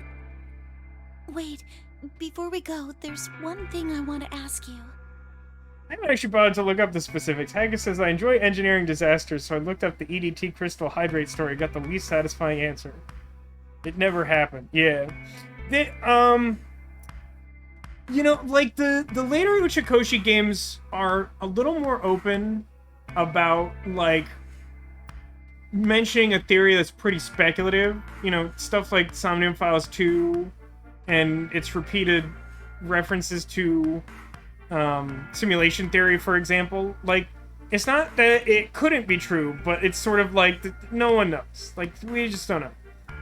This game takes a little bit more creative license. I do believe that, like, some of the weird things it references are, if not, like, 100% accurate, are, like, based in a theory about something that's somewhat unknown. But I've never really bothered to go through and figure out which is what. It happens that almost none of this information is actually pertinent to one's daily life. Hold on, somebody find the video of Jonathan Frakes. God, I love... Beyond Belief, Fact or Fiction is, like, the best. It's so good. It was a criminally underrated show that I wish we got more of, because it's so good. It's the anthology, like, sci-fi, occasionally horror anthology series where, like, it's just, like, a bunch of spooky, vaguely science fiction or occult stories where, like, strange stuff happens, and at the beginning, he just, like, constantly asks you, like, weird probing questions as, like, an on-ramp to the stories, and then at the end of the episode, he's like, how about the story of the single mother who found that the flower in her kitchen became an alien life form? Was that real? No, you're wrong. Super weird, super absolutely bananas show, but, like, so good. I mean, like, it's definitely, like B-movie Twilight Zone, but, like, the fact that it's strung together with Jonathan Frakes and all the, like, insane interstitial stuff really makes it, like, king meme territory. What's that? What do you think when you hear the word experiment? What? College years? Oh. I guess it was just a coincidence then. I mean, that you knew about the four-leaf clover. Look, I'm sorry. I don't want to be a jerk, but you are making less than no sense right now. Oh, no. It's nothing. Just forget about it. Angel says, to this day, one of those stories that's cited to be true, the kid vanishing inside his closet during his own birthday party in front of multiple witnesses, including his parents, haunts me. I mean, in fairness, my understanding is that, like, the stories that are true are still, like, based on some reported supernatural occurrence. It's not necessarily the case, I don't think, that, like, they literally happened exactly in that fashion, and, like, are unsolved mysteries or what have you. That's a different anthology show that's also pretty bananas. Oh, don't give me that. You really think I could just drop this? What is this experiment you were talking about? You promise you won't tell anyone? Cross my heart. Really? Really? I can trust you, right? Yeah, faith, hope, love, and luck, baby! Of course you can. Okay, then. I gave you a whole bookmark. I'll tell you what happened on this ship 9 years ago. Wait. On this ship? Yeah, this ship. It was an experiment to test some sort of psychic thing. Communicating through these fields that you can't see. Fields that you can't see? Like, think about this. This is John, right? But is he really John? Huh? Oh, this reminds me. We're about to get into the locks, socks, and ships and Theseus discussion. I don't know if anyone saw it or follows me on Twitter, but I recently saw, like, someone had a really funny tweet about how, like, they were doing, like, one of those CAPTCHA things where, like, they had the grid of squares and it was like, you know, click all things that have a traffic light in them. And, like, there were literally no traffic lights pictured, but there was, like, a road sign that had a drawing of a traffic light on it. And, like, if you selected nothing, it, like, said you failed. And it's like, the person said something like, I don't know, like, if Skynet's taking over, but, like, there are no traffic lights in this picture, or, like, something like that. But then there were some, like, really great responses to that, and one of them was just, like, you know, like a CAPTCHA grid, and, like, an image of, like, an old Greek sailing ship, and it said, like, select all squares that are the ship of Theseus. And I thought that was, like, I thought that was excellent. Isn't this like Locke's socks? Or the ship of Theseus? You don't know? You haven't heard of those paradoxes? Aren't you in an Uchikoshi game too? No? Really? Okay, well pay attention then. This is how Locke's socks works. Let's say I've got a pair of socks. They're my favorite socks. One of them gets a hole in it. What would you do if that was your sock, June? I mean, for the sake of argument, I'll just say the thing you want me to say, which is patch it up. Well, I guess I'd patch it up, get some cloth, and close up the hole. But what if another hole opens? I'd add another patch. What if another hole opened after that? Another patch? Well, let's say you just keep adding new patches until eventually the original cloth of the sock is totally gone. Okay, are we still talking about socks or, like, modern game development? Just keep adding Once you get patches. to The that game is point, unrecognizable. Can you really say they're the same socks you started with? Well, that's tough. So, that's the Locke socks thing? Yeah, the ship of Theseus is a lot like it.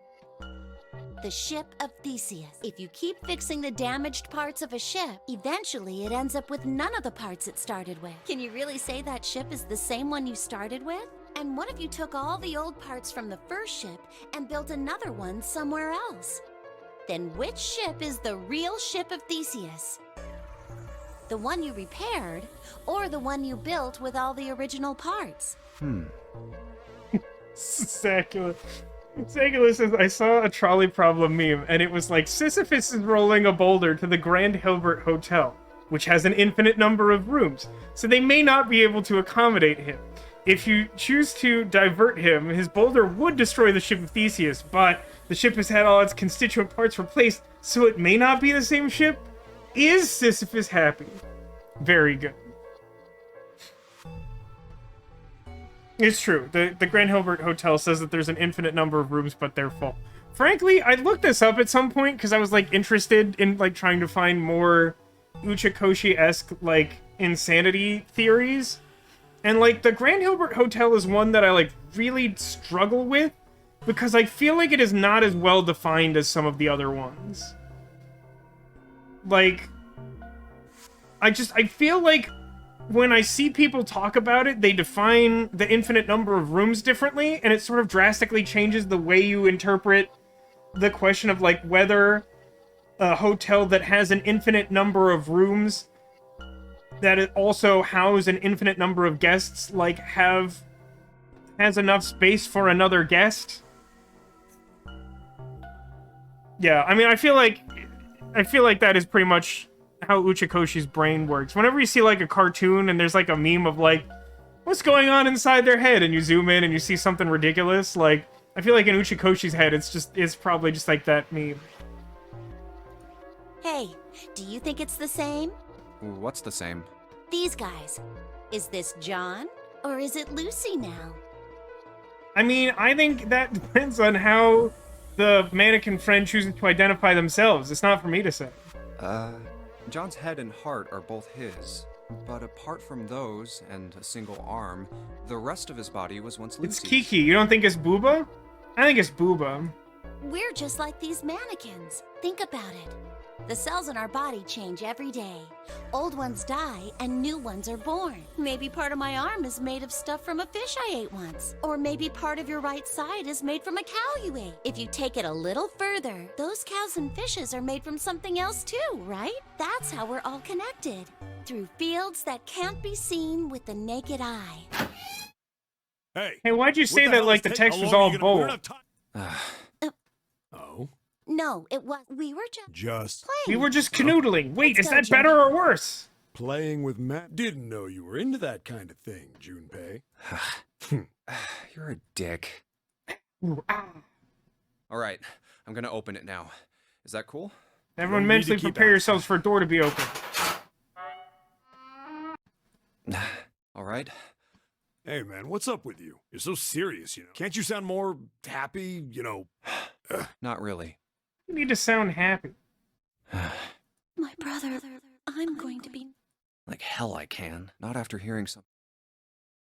Okay, so back out of here, and then if we skip down to this should be doors 1, 6, and 2. So what we want. Oh my god. 1, 2, 3, 4. Just double checking, but Yes, just like you told us earlier. Can't believe we're... We need to make the whole. Hurry it up, Mr. Gotta go to the Brilliant last door idea. decision. yeah, quiet in the peanut gallery. Yeah, the Monty Hall problem's pretty weird.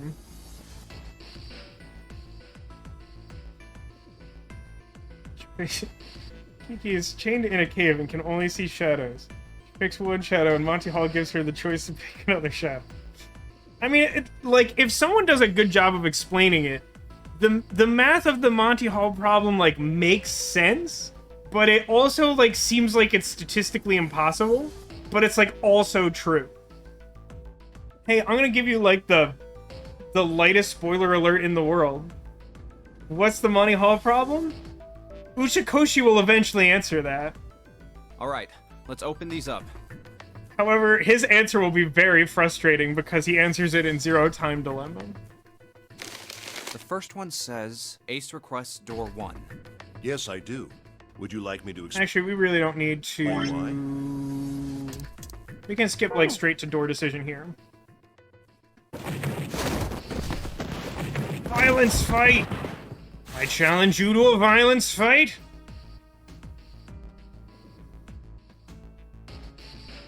Hey, everyone. Let's go through door 1. Oh, hold on. I had 3 pieces of paper ready.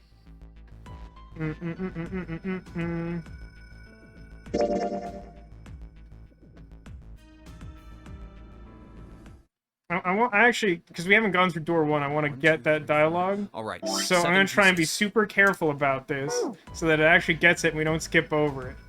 So we have to get to the point where we make the decision, which is like close to here. Let go of me! I'm That's killing close him! enough. Let's go back to normal and I'll just click through everything. Yes.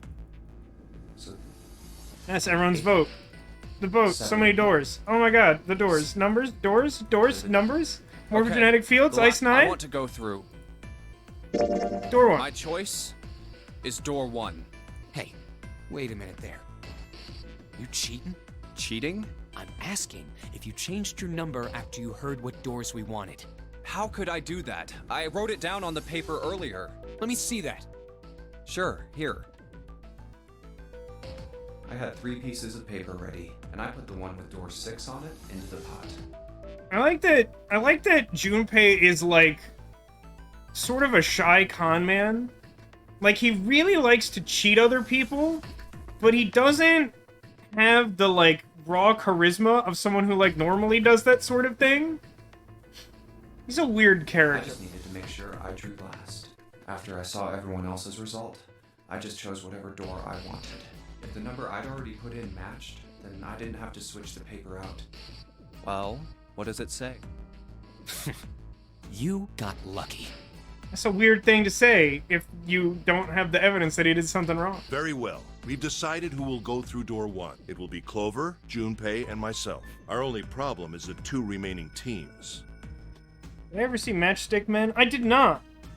At the time it came out, one of my friends, like, spoiled the ending for me. Just, like, outright. Like, randomly in a conversation. So I never got around to seeing it.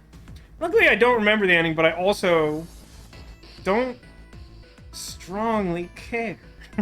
June and I want door 6. Lotus and I want door 2. That's not good.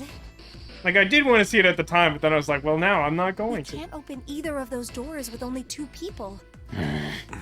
Aw. Fine. I love she slides a aw in there. Aw. 7, we'll go through door 6. Sure thing. I didn't really want to go through door 2 anyway. Besides, if we've got a younger girl with us, it'll lower the average age. Why does that Right, matter? June?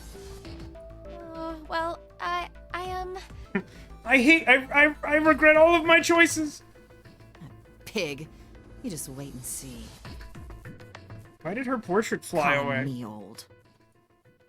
She's just floating That's why around. men are such a pain in the ass. Lotus, are you okay? They're about as subtle as a brick. And they're at it again. I'll see you later, June. Jumpy. Don't make that face. It'll be like what Seven said. We aren't going to be split up permanently till we find door 9. We might get separated for a little while, but we'll see each other again. Otherwise, we won't be able to open door 9. And that's how the notary game works. It'll be fine. I'll see you soon. All right. See you later. Here's A deck. It was the door on the left, right? Which was it, left That or should right? be it, yes. Here we go. It's just as Santa and Lotus said, a numbered door. There's the red. I'll go first. What a weird prank that would be. Like, I guess you can't take for granted that someone lied to you, but, like, there's something weird about imagining the world where, like, you know, you go to all the trouble of doing the vote and everyone's like, got it. So now we all know what numbered door we're going to go through to try and solve puzzles to escape off this ship. And then you, like, get to where they told you the number 1 door is and it just, like, isn't there at all. And you're like, why would you lie about this? Now the 2 of you, if you would.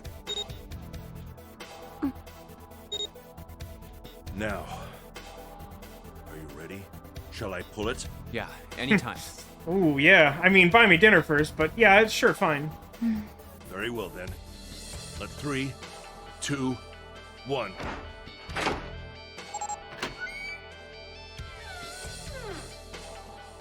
And it's open!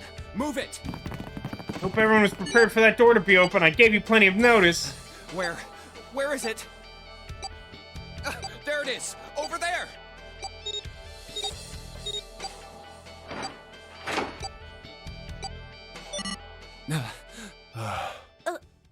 It stopped. Yes, it did. Whew.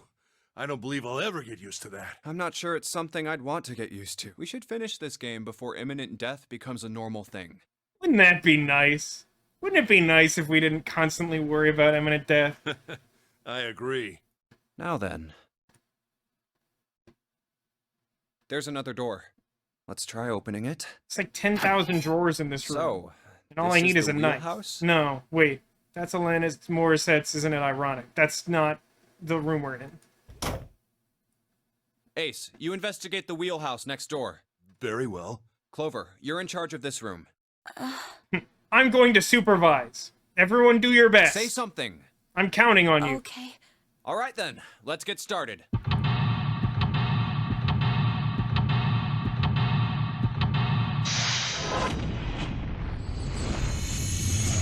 Seek a way out. We haven't done the number 1 room yet. I hope you're all excited because we're actually going to get some new puzzle done today. Everyone sick yet? Cool. Alright, got a wooden box. Case for letters. Hey, Clover, you ever write letters? Nothing.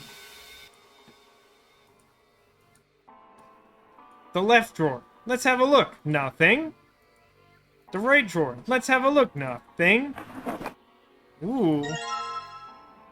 A pocket watch. A pocket watch. Pocket watch. Pocket watch. That'll be good for something, probably. It's a pocket watch. Sure hasn't been saying much.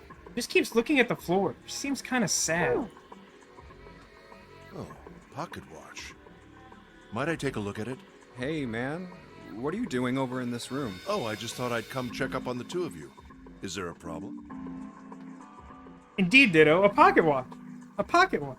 A pocket watch. Thought I'd come and check up on the two of you.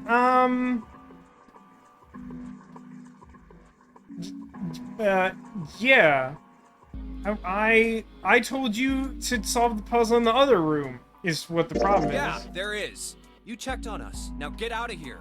We split this stuff up for a reason, alright? That's a lie. We didn't have to split up the work. I just want to talk to Clover alone. That's why I sent Ace to the wheelhouse. I just wanted to play with some mannequins. I hope we can There's find something some. I want to ask her, and I don't want anyone to overhear us. I'm pretty sure Clover won't talk if there's anyone else around. That's why when Ace showed up again, I got a little desperate. I had to make him leave. Oh, I see. Of course. It's not as overt as like the Somnium Files games, but there's definitely a presence in 999 of just like Uchikoshi's like perverse worldview, where like if given the slightest opportunity, everyone's like, Junpei and a human female? Shenanigans. I apologize for the intrusion. Well,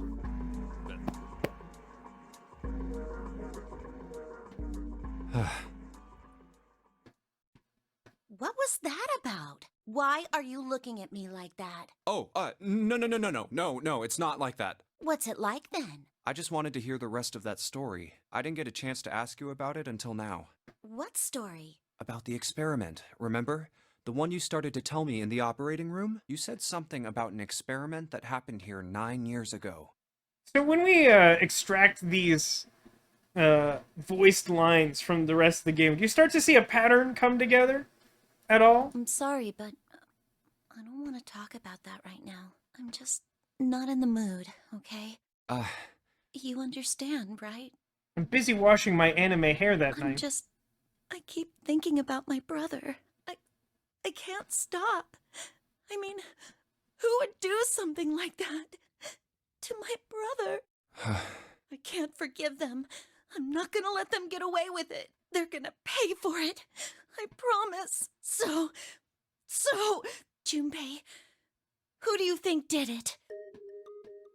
Well, if what Seven said was right, then there would have to be at least 2 of them. You need at least 3 people to open the numbered doors, and if you subtract Snake, that means there were at least 2 other people. You're right. So, what does that mean? Well, if we just look at the bracelet numbers, we should be able to figure it out. Who could have opened door 3 with Snake? Well, really, who and who, or who and who? You mean it could have been 4 people? Well, technically, it's possible. I don't know. That doesn't seem very likely. Why? I'll tell you later. Why don't we just assume it was only 2 other people for now? Okay, got it. Let's do that then. Then who do you think it could be? Which 2 bracelet numbers added to 2 would give a digital root of 3? I think, Neko, didn't you have a theory about this? Do you happen to recall who you thought might be the culprits? We can input that data here and see what the game says about it.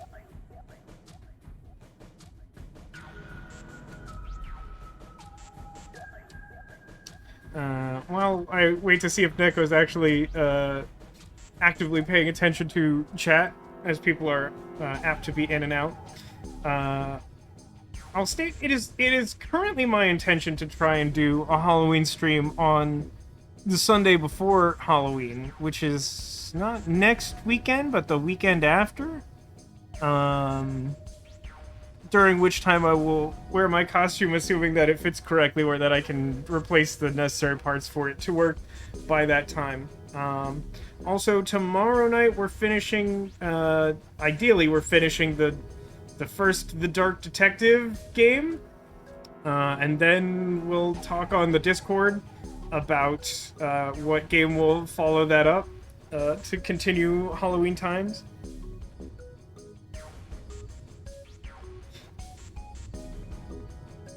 Neko says, Ace said, I'm not sure what 9 is called. I think the few times he's referred to after his very untimely death, he's simply referred to as the 9th man. But you suspected Ace and the 9th man, huh? So let's see. To answer this question, we need 2 bracelet numbers that add up to 8. Is that right? Do we want? No, we need 3. I'm thinking of the room we're in now is 1. So we need 1 and 2 would be 3. So we would then need 9. You could have 2 and 3, which is 5. We would need 4, but that would mean that we did it, and I don't think that's true. Could do 2 and 4, which would be 6. No, wait, that's not... That math's not right. Man, I've gotten so rusty on my digital root math. Although I think, in fairness, when I was trying to do this while originally watching through this game and understanding its story for the first time, I would pause YouTube videos and do the math and then start it again, and not try to do the math live at the end of an extremely long week.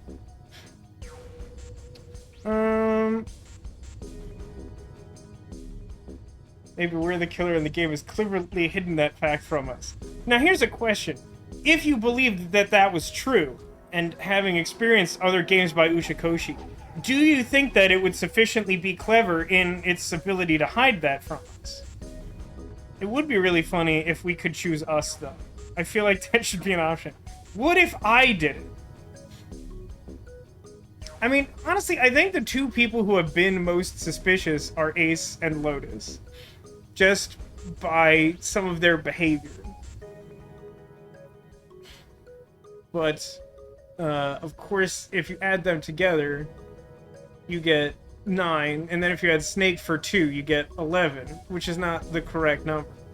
As Neko points out, if you think that Ace did it, he would need 9 in order to accompany another bracelet. Oh, I accidentally triggered the chat log.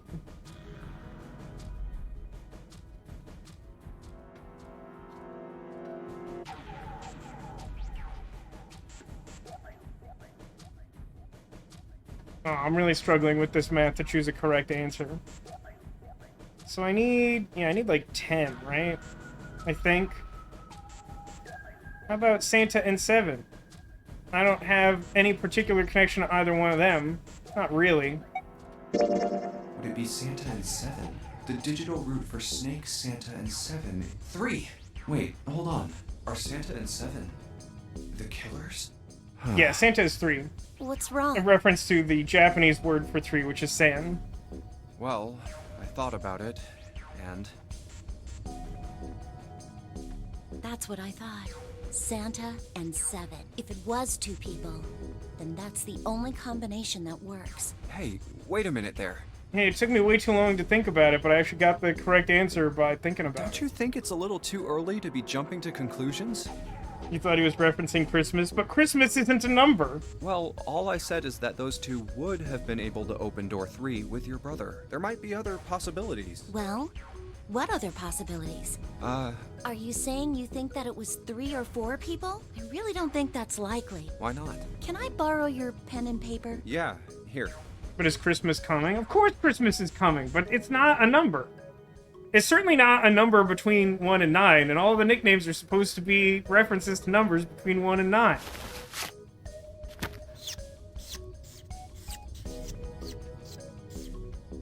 What's this? I don't know why we wouldn't just, like, present this chart up front if we were going to have this conversation. These are the combinations for 3 or 4 people. These 8 combinations are the only possible ones. Oh, I see. Junpei, Yeah? I can trust you, right? Of course. Why would you need to ask that? Really? Yeah, So then I should get rid of B, D, G, and H, right? of course. Just cross. And you should take off yours too. The ones with 4. So, what does that leave? A and E. Wait, it can't be A. Why? Because June's in that one. There's no way in hell she'd do something like that. Are you sure? I'd bet my life on it. Okay then. I can cross off A too, right? Yeah, Well, what have we got left? E. Do you know what this means? Everyone besides me, you, and June would be working together. I mean, that would be bad news, huh? I would like to think that's not Do you true. think that's likely? If there were 4 people working together, they wouldn't be very cautious. I mean, that would be a pretty upsetting twist in this game that's seen us get murdered twice already. But, like, if you got to a certain point in the game, you're like, oh man, we're all in this together. Maybe if we convince everyone that friendship is magic, we can get out of this scenario.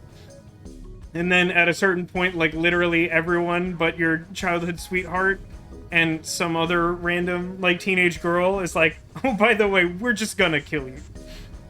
I don't think they'd try that hard to hide what they were doing if they outnumbered us, right?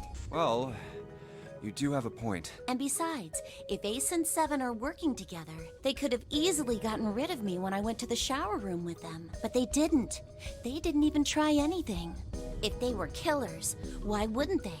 Oh, I see. Anyway, I understand now. It seems pretty unlikely that it was as many as 3 or 4 people. Yeah, Then that means there's a good chance it was Santa and Seven. that's how it looks. But why would they do it? Their motive. Have I Hello, it's me, Ace. interrupted something? Hey, have you guys heard of Ice 9? What is it? There was something I wanted to speak with you about, Junpei. Could you come with me for a moment? Go ahead. Okay. What did you want to talk about? There was something I wanted to check. Yeah? What's that? If you'll excuse me. Hey, what the hell are you doing? It's implied that he removed our pants. Just checking. No, stop! Just as I thought. What exactly are these pieces of paper hiding in your pocket? No, he just figured out we were cheating. That's probably a better outcome. You switched them, didn't you, when we voted? Well, I can't say that I care. I managed to get through the numbered door I wanted, despite your mischief. Then, why did you... Oh, simple curiosity. I hope you won't think ill of me for it. I would almost love it if the game just sort of broke down the conceit like that, Zacula. He just, like, comes in, he's like, hey, Junpei, I really wanted to ask you something. You get in there, and he's like, this has been really bugging me. So, like, when you replace all the constituent parts of the ship of Theseus, like, is it the same ship? And it's like, dude, we're, like, solving puzzles or whatever. He's like, yeah, I know, but, like, the ship's wheel in here's got me thinking about it. I go back to playing Doctor or whatever I was doing.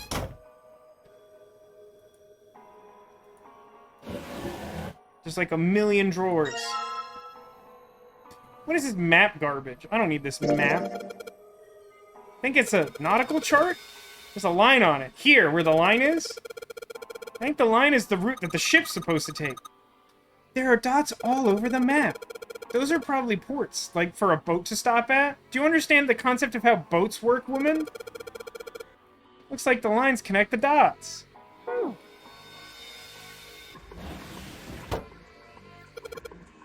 A chair. A chair. Clover isn't talking. It's more surprising she's still together enough to talk at all, really. So that's the dead. I don't need that to get out. I already got the pocket watch from middle drawer. What is this chart? World map with the Atlantic Ocean in the center. There are a number of red pins in several locations. What do the red pins mean? Well, the nautical charts I picked up earlier have a map like this one. Maybe one of them matches up to the pins or something. Let's see. What do you know? It's like this one's a match to the pins. And we got 7 locations connected by straight lines, and each one has a word next to it. That's probably the speed. New material's been added to the file screen. This will probably be a nuisance. Yeah, I think I like threw out the rest of the chart so I can use the one piece.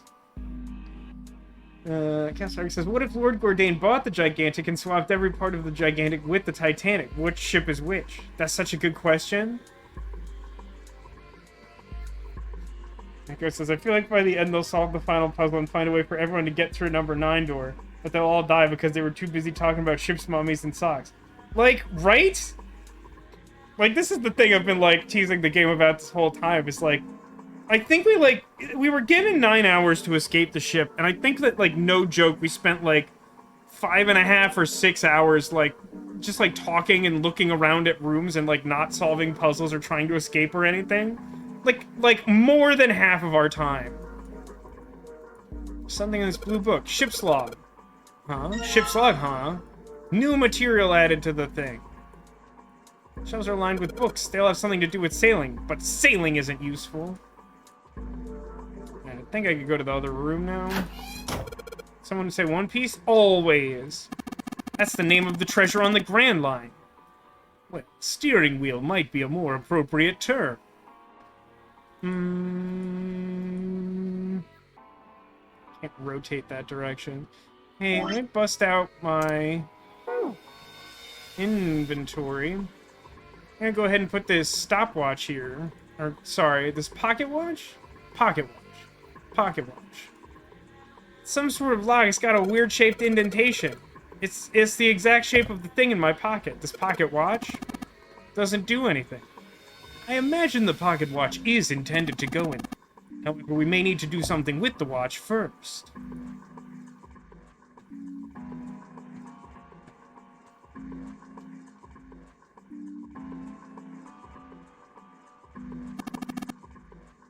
An engine order telegram. They use this on old ships to adjust the speed of the ship. Like the metal gear shift in a car? Well, it's a little different. This device doesn't connect directly to the engine. In short, it's a transmitter. The navigation officer uses it to set the speed of the ship and sends a signal to the engine. There's a handle on top of it which can be moved back and forth to... Hold on. Huh? There's no handle. You're right, there isn't. It looks as though it was deliberately removed. A compass.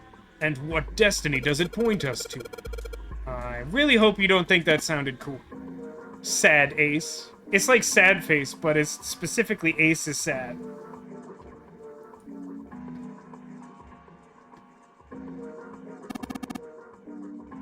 Ah, a human hammer. They're often used to subdue large men like Seven. What? That was a joke, of course. Thank you, Captain Obvious. Ace, you really kind of suck at making jokes. Sad Ace. That was rather cruel. Compass. The needle is pointing north. Oh, not the... Take the wheel. A steering wheel. Let's see if it... Whoa! It's like the steering wheel moves. So it would seem. I noticed something else as well. What's that? Well, when you move this wheel, the compass also moves. What do you mean? That ship. It's moving. Ha! Tricked you, didn't I? The wheel and the compass must be connected to one another somehow. Do you think that's important? Let's try turning it again. Hold on. Okay, I have to leave this to access... Oh, what's the file? That's not that one. Okay. So I need... the nautical table.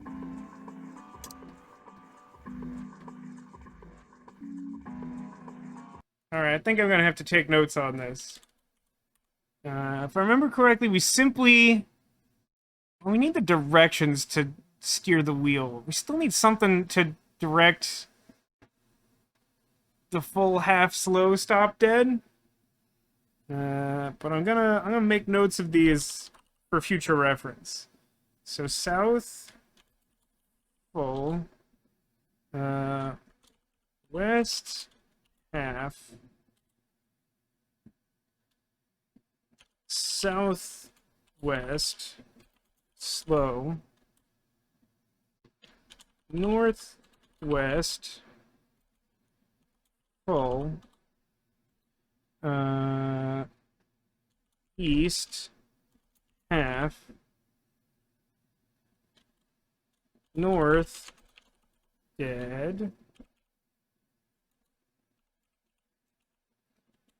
And then stop. Just make sure I wrote that down correctly because I don't trust myself to have done that. West full, east half, north depth. Okay. Nautical table found in the chart room. It shows full, half slow, full, half dead, stop. And the ship's log. Let's turn on first. Nope, on is useless. Ship's log found in the chart room. The following is written on the last page. We leave soon for new journey across the sea. After leaving port, we head south and west. We turned southwest to steer around the continent, then proceeded northwest. We made port, changed our heading east for a time, and now are heading due north. Soon we will dock in the UK, the homeland of this vessel. Hey, Alcadius, welcome to the stream. How are you doing? Enjoy this. God, my brain is so fried. How are you doing? End your suffering. Did you have a bad work day? I've been having a bad work week for real. Neko said, Date had 100% of his constituent parts replaced with the killer in Somnium Files 1. So long he had his mind and porn mags, he was Date.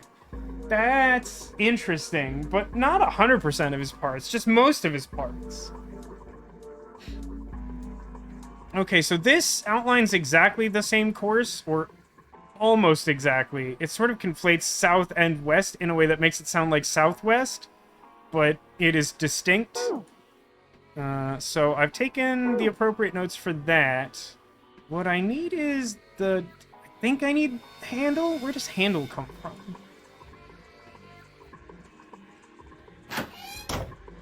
Is there anything in this room that gives handle?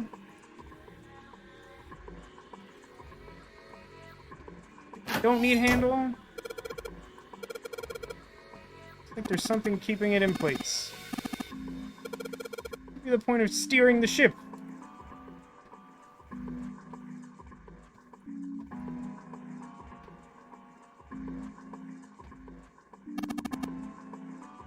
This isn't good. So many drawers, but nothing inside of them. What about other drawers? Those don't even have a hitbox.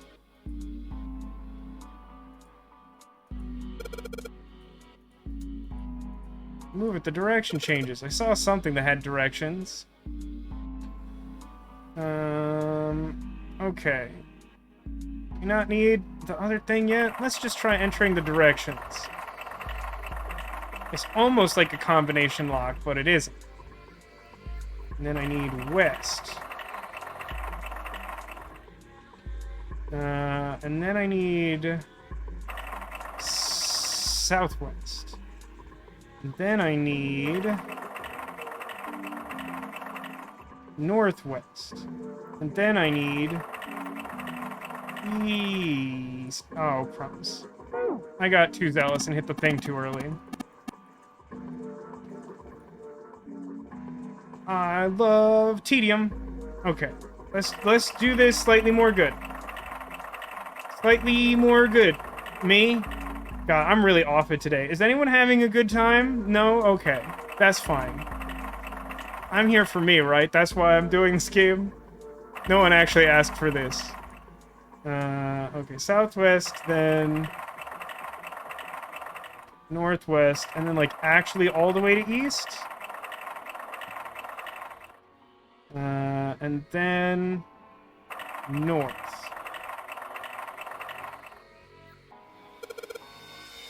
Nani? The handle came off. Oh, okay. Stooping so low now, are you, Zero? No, but if it happened, it's probably on purpose. It's the handle that came off the steering wheel. A handle, huh? I mean, I'm glad he said it's a handle. I don't want to speculate on what else this could have been used for. Now I do this. So, I sure hope this handle fits. Excellent. That should allow us to operate the engine order telegraph. Let's give it a shot.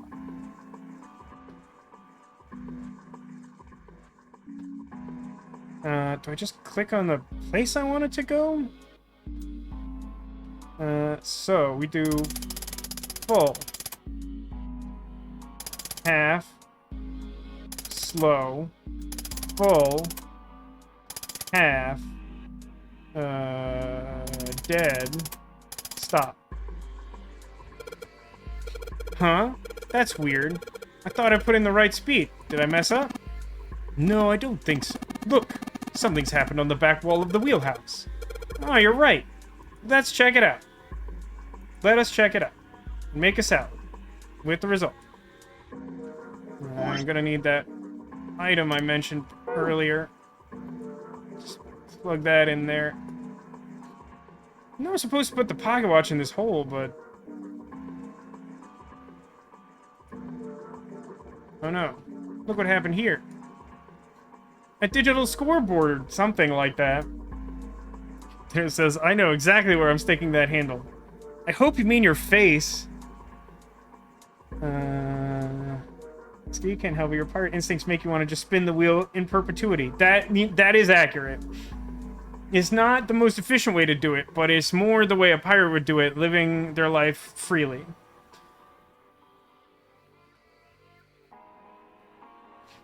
Also said, I had to stay behind almost 2 hours late today to cover someone's morning shift. Wow, that sucks very much. Psycho says, speaking of work, they finally found a replacement for me, and I was training him last night and the night before, and what's the polite way to say someone's an idiot? I'm not sure science has figured it out yet, to be honest. It's probably something along the lines of, like, they could be doing better. Anyway, this digital scoreboard's got the names of ports and the ports the ship will stop at along its route. The last line says 10 seconds past 3 o'clock. That must be the estimated time of arrival at the final port. Oh, perhaps. Oh, what's he doing? Excuse me, Junpei. Hey, he just took my pocket watch. That's my pocket watch. My pocket watch. My pocket watch. What are you doing? Just trust me. Should be fine now. Well, thanks for giving me the pocket watch back, but you don't need to look so smug about it. Let's see what he... oh, he moved the hands. 10 seconds past 3 o'clock. So you changed it to match the final arrival time. Ace nodded slowly. You know what to do next, right? Give it a short. Legitimately forgot about that step of the process. Put the thing in the thing. Still don't like it? Let's try putting this in there. Yeah, it says open now. Good work. It seems you were successful. Well done, Junpei. Hey, Clover! What? Look, we unlocked the door. Now we can get out of this room. Oh. Well, let's go then. Clover! I'm sure it's fine. Nobody worry, it's fine. We're just gonna go in this door, and we're gonna be free, and we'll find the number 9 doors, and everything will be great. You found it! Elevator noise. Oh, a hallway. It's far too narrow to be called one. This seems to be the only route. Yeah, let's go. Wow. Well, these machines are weird. I've never seen any of them before. Wait, this one is... ah, yes. A telegraph key. These were used to transmit Morse code a long time ago. You know, it's actually kind of weird that we're actually in, like, a cabin, like a captain's cabin situation. Like, the most maritime portion of the ship that we found so far, other than the flooded portions that are actually touching the water. And so far, no one's come up with, like, morbid Titanic-era sailing facts. It's pretty weird, huh? I've become so accustomed to it in our recap of This all must of the be voiced communication conversations. office. That, like, I'm expecting it now and may be disappointed. And that door? Captain's quarters. That's what it says. Then, do you think...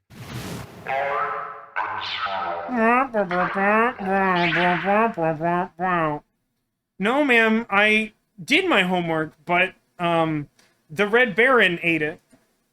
Well, we won't know if we don't open it. You miss 100% of the... oh my god! Damn.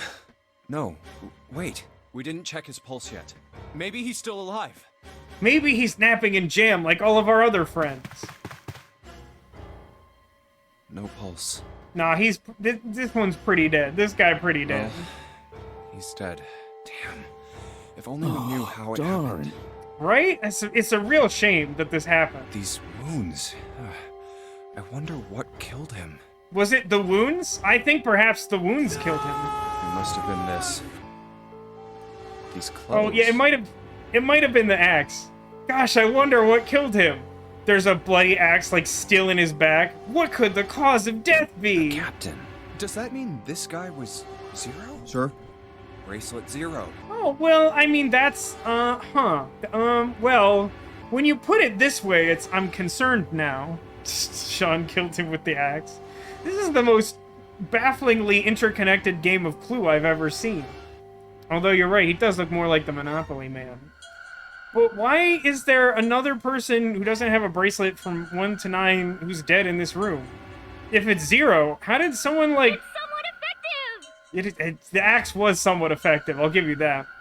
But, like, so, assuming that the Zero bracelet makes this individual Zero, I mean, A, it means that they weren't actually, like, among us, you know, like Among Us. But how did someone, like, get in here to kill them? Wouldn't they have had the ability to, like, block off other people from just, like, axe murdering them? Junpei. It may be wise to find a way out of here first. Yeah, you're right. Oh, we're okay, we just found a way up, but that's fine. Let's go ahead and seek a way out. Oh, Zero's the amount of money he had left. It's like a really fancy Apple Pay watch. I gotcha. I seem to remember this particular room being pretty short, but I also don't remember a lot of specifics. A camcorder! It looks like it's pointed at the door. God, it's creepy. Well, if the power's on, why would someone want to videotape a door? So this is the exit, huh? Don't even really have to try this door to know that it's locked. He's totally different to Zero. That would be a pretty weird twist, too. Like, this whole time we're looking for Zero, and we find out, like, there's a guy who calls himself, like, the Null Set, and then there's, like, someone whose bracelet has the nil number on it. Am I solving a puzzle to get out, or solving an Ace Attorney murder scene? Por que no los dos? This chair's pretty messed up. There's blood on the chair. Do you think this was the dead guy's favorite chair? Yeah, probably. Alright, nothing much to gain there. What's over here? Is this important? A music box? Oh, it's one of those old music boxes. How about we wind it up? Why does it sound like that? Is it broken? Pins on the cylinder are shaped all weird. I don't think those are pins. It looks like someone put something else on top of it. I think we're gonna have to take it apart to figure out what's going on, don't you? It's a lamp. I love lamp. I love lamp. I don't think there's anything special about lamp. Well, I disagree because I love lamp. Oh, sweet, finally some TV. I've been bored for like 8 straight hours. There's just some random hallway on this one. This screen shows the big hospital room. This one shows the central staircase on C deck. I don't recognize the room on this one. It's a weird angle. Is that the shower room? This screen's showing what's happening at the central staircase on B deck. This screen shows what's going on in a small room somewhere I don't recognize. The room on this screen looks really fancy. There's a bunch of weird buttons on here. They probably switch what you see on the screens. Do you know how to work this thing? Why don't we just press something at random? Like this. Well, I guess it does change the... Nani? Huh. Z-E-R-O, huh? What could it mean? It's like he's making fun of us. What do you think? Nothing. Head empty. What about him?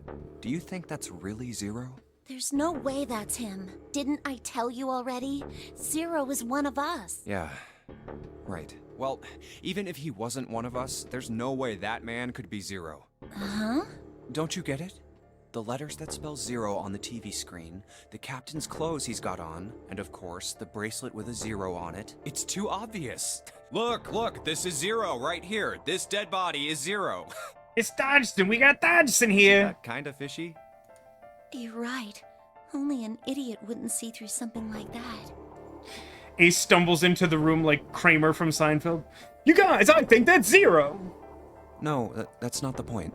So I'm not trying to make fun of them for thinking a trick like this would work. I'm sure they didn't think it would work, which makes me wonder. I think this is a challenge. A challenge from the person who's really behind all of this. He's making fun of us. So a comedy challenge. Don't you get it? If whoever killed this guy really wanted us to think this corpse was Zero, they'd never have put a bracelet on him. Walking around with a Zero bracelet would be like hanging a sign around your neck that said, "I did it!" I mean, also, just like, it seems like the only reason that Zero would want to wear a numbered bracelet is so that he could blend in with the actual participants of the game. Like, what good is it to you to, like, have a bracelet that seemingly identifies you as Zero? I mean, I guess maybe if the bracelet was coded to just let you cheat and open the doors, maybe. But, like, would it need to take the form of a bracelet? I guess you could just not ingest a bomb, and then it doesn't really matter that you're wearing a bracelet. Still, like he says, it just seems to declare that you're Zero, and it doesn't seem particularly helpful. Anyone with a brain would be able to see that this guy is supposed to look like everything Zero is supposed to be. Supposed just like we to. did. The killer must have known we wouldn't think he was Zero and put the bracelet on him anyway. Do you know why? Why? Like I said, he's mocking us. Too bad, suckers. This isn't Zero. Where's the real me then? See if you can catch me. It's the same bad joke a lot of criminals like to play. They'll just sit back and watch people run in circles. That's really twisted. But it almost seems kind of childish. Yeah, you're right. It's really childish. It's like it's just a game to whoever this person is. That's what seems funny to me. I think the word funny means something different to you than it does to me. Alright, let's get back to the point. Who killed this man? I don't know. And what's this guy's deal? Who is he? How would I know that? If I knew anything, I would have told you. You have no idea who he is. Why would I? We should check and see if he's got anything on him that might tell us who he is. I hope that he has a driver's license that just says Zero on it. Give me a hand here, Clover. Huh? Wouldn't Zero want a master bracelet so he could go through the numbered doors? Like, maybe. But, like, here's the thing, right? At least in theory, like, a bracelet could be subject to the same rules of, like, one person can't go through the door alone. It just, like, it seems easier to, like, have some other conveyance that's not so obviously, like, you constructed the puzzles and found a cheat. Like, it seems like these bracelets would function on something pretty similar to, like, RFID or something? Or NFC, maybe? So, like, I feel like you could contain that technology in something that's not so obvious. We gotta flip him over. How else are we gonna search his pockets? Okay, fine. Like, Guess again, I'll do it. It seems to me like the only reason to, like, make it into a bracelet is because you want to be like, hello, fellow teens, I'm also part of this game. Here we go. Huh? Hey, it's the... Lastly, let us discuss how to remove the bracelets. There are only 2 ways to do so. I think this is the first time I've actually understood the real purpose of this scenario. Or at least I wasn't thinking of it. 1. You escape from this ship. 2. More likely, which is 0. In other words, once the bracelet is taken outside the confines of the ship, or the backside of the wearer's heartbeat has fallen to 0, it will shut down automatically. I wonder if there's like a mod for this Oh, game where God. Zero sounds like a person. This man, he's dead, isn't he? I feel like we determined that by making sure he was dead. No, it's just, I guess I didn't really think about it until right now. Hey, maybe it's possible that it's not a Zero bracelet. It could be like a capital D bracelet. If his bracelet's off, that means he's dead. Well, it's pretty obvious that he's dead. You don't really need to look at his bracelet to figure out that he's dead. Yeah, I guess you're right. It is pretty obvious. Well, he looks a lot better than the other bodies we've seen, though. You know? I mean, if there wasn't all this blood, he'd almost look like he was still alive. I mean, his eyes don't have pupils anymore, but I mean, sure. I know it's kind of a messed up thing to say, but he kinda has it better, you know? Dying from a bomb going off inside of you, I mean, that's just... Some of Snake's bones went right through his skin. Why would you say this to Clover, who is Snake's sister? How is this the thing that comes to mind to say right now? You're like, hey man, like literally this is the conversation that Junpei is basically having with himself in front of Clover. Is like, wow man, this is a good looking corpse, man. This is a handsome corpse. I bet that your dead brother is so jealous of how handsome this corpse is. By the way, I missed a comment. Zacula said, I finally found my day off pants. Please elaborate on exactly what that means. Are they fancy pants that you can't wear to work because they're covered in, like, gold leaf profanity foiling? Or what defines day off pants precisely? I think the explosion must have thrown him against a wall or something. There was a broken bone just sticking out of his left arm. And, What did you just say? Did you say? Oh man, I am so sorry. I shouldn't have said that. I really don't know what I was thinking. I mean... It's such a good question. No, that's not what I'm talking about. What did you say about his arm? Arm? Yes, his left arm. You said it, didn't you? Well, yeah, I did, but... I mean, didn't you see it too? Of course not. I could barely look at him. There's no way I was gonna see the details. Are you sure it was his left arm? Yeah, I'm pretty sure it was. And he had a broken bone, right? What the hell are you getting at here? Does anyone remember why this is important? Because it's been a long time, and also you don't get that information on this path. In fact, you get this information when Clover is locked in the experiment room in the laboratory with the robot that catches fire. Just shut up and answer me! Yeah, he did. It was pretty bad, too. The bone was sticking out of the arm. Stop saying that. Clover? What's wrong? Look, I'm sorry if I said anything. Thank you. Huh? What are you... She's taking this really well. Thank you so much, Junpei. Hey, what's going on with you? Is this also something that I should try on dates now? We set up the dating profile so that it's like 100% memes. And then we get there, and then we like just talk about how terrible the circumstances of her brother's death are until she cries and hugs us. Of course, it's obvious now. Snakes don't have arms. Oh my god, that's so good, Nego. Like, that would be so good if that was like the thing. Like, wait a minute. Snakes don't have arms. Of course he wouldn't have arm bones, because he doesn't have arms. I'm sorry, it's just... I'm so happy. Why? Nego, I think you win the title of this stream, unless something insane happens. The body in the shower room, it isn't his. It isn't my brother. Huh? It's not Snake. Why on earth would you think that? Because his left arm is... I'm sorry. I really shouldn't be talking about this. This seems like the moment that Ace would come in. But he's still alive. I'm so happy. I'm so glad. Huh? I mean, to be clear, we don't know that he's alive. We just know that that particular corpse or puddle of jam resembling a corpse isn't him in particular. You were right! Huh? No matter what happens, you can never lose hope. You have to remember what's most important. And that's that to snakes do not have faith arms. And to have love. If you can remember all of those, that'll bring you good luck. That's... I only made it here because you gave me this. I was suspicious of everybody. I was angry and miserable. So the winner of the poll was that we were gonna date Clover, right? That's the visual novel game we're playing? Because I had this 4-leaf clover, because of what you said to me. Yeah.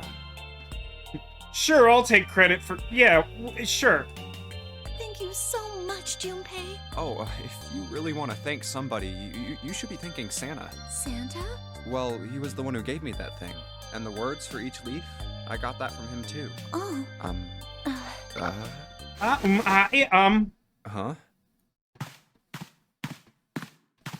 Ah. The wheels are turning. This is cute, I forgot this. Did She, Santa like, cycles really through tell you these animation. things? Yeah, he did. Did I, say something wrong? I'm really having difficulty keeping up with your part of the conversation now, Clover. Could you help me catch up? Oh, no. Not at all. In fact, this could be really good news.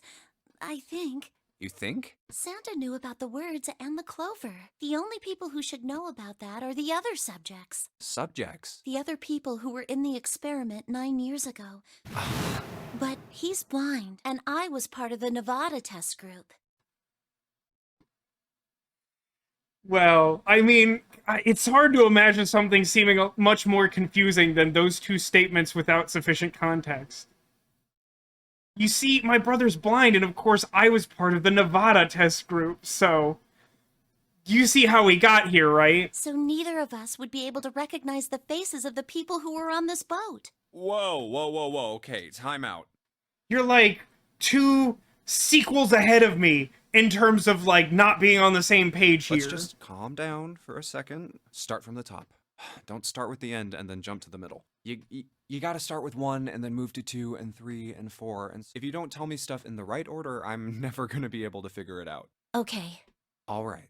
Let's start with this experiment. What happened on this boat 9 years ago? Do you know about morphogenetic fields? Weirdly, yes. Morphogenetic fields.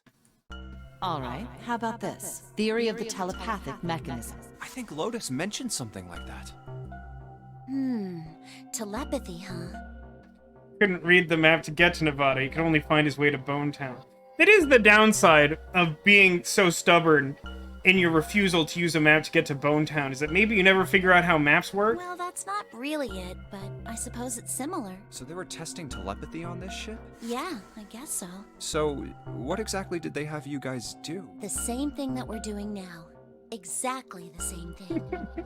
Castlearg, if you don't tell me things in the right order, I'll never be able to figure it out. Uchikoshi, writer of the Nirvana Initiative. Very savage bird. What? The nonary game. 9 people were put on this boat, and 9 others were put in the building in Nevada, and the game started. Look, I'm sorry, but I don't get it. What did I just tell you about What sequencing? do the nonary game and some telepathy experiment have to do with each other? Am I missing something here? The ability to access a morphogenetic field is affected by a couple of things. The first is epiphany, and the other is danger. You know how... I don't know how I clicked through that. You know how sometimes when you're up against a really tough problem and the answer just kind of pops in your head? That's an epiphany. And what you learn from the epiphany can be transmitted with telepathy. When you add danger to that equation, then it gets easier to transmit that information over telepathy. So you're saying the nonary game was supposed to introduce that element of danger? Yeah, but it couldn't be just any old danger. I just want to point out that Ace is... Life and death. It had to be life and death. It's weird. It went on to the next voice clip without me clicking, and then I clicked, and then it reset and did it again. I just want to point out that Ace is basically, like, locked in a closet-sized room with, like, a telegraph and some ancient technology on the wall, just, like, standing, staring blankly at it, being like, God, I sure wish I had someone to talk to. And meanwhile, this is happening? And someone did actually die. A girl. Huh. She was on the boat with my brother. I never thought she'd be on a I boat. was in Nevada. I never met her, but I did hear her name. Her name was... Was it all ice? Oh, my apologies. Hello, it's me I seem to have again. disturbed you. Ace. You two must have strong stomachs. I can't imagine how you could stay in this room for so long. Is it a big blue watery road? I should hope so. At any rate, Junpei, would you be so kind as to come and help me with something? I'm having a little trouble, and I could really use your assistance. You gonna take off my pants again? Come on, it'll only take a moment. I don't want Ace to hear us. We can talk about this later. Huh? Hey, wait. Junpei, what are you doing in there? Hurry up!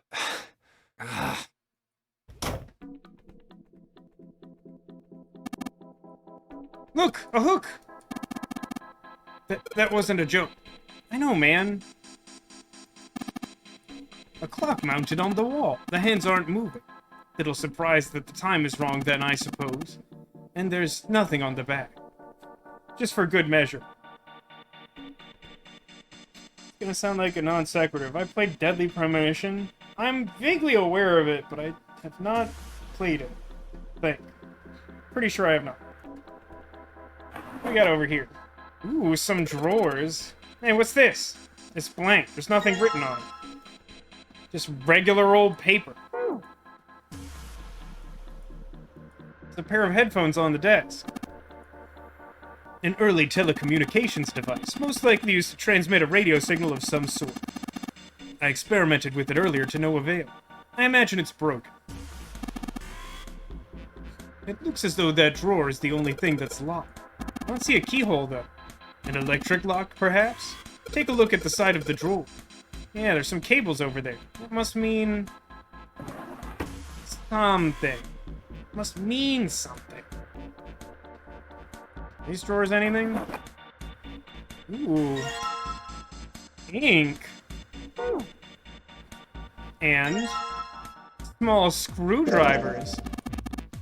A set of small screwdrivers. Perhaps we can use them to dismantle small devices. Like, I don't know, this thing Clover said we should take apart? Alright, the screwdriver ought to make short work of the music box. Now what does it look like? Looks like a cylinder for a music box. There are a number of pins and some pieces of metal that look rather like fans attached to it.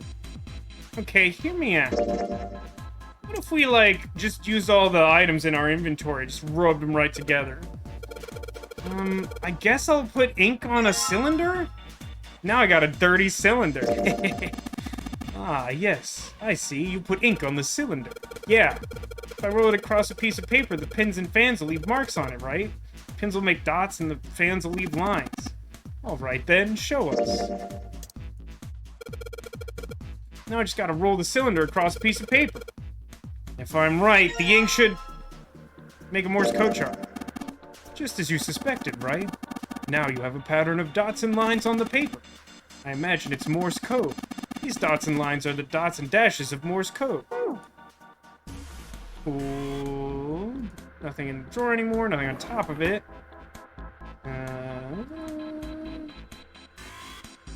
Back to here? I'll get a close look at the telegraph key. Is that a thing I can do? Ah, yes, navigating to this is very cool and natural. Alright, I've got the Morse code I'm supposed to enter. If I do this right, something will happen. I hope. Alright, let's give it a shot.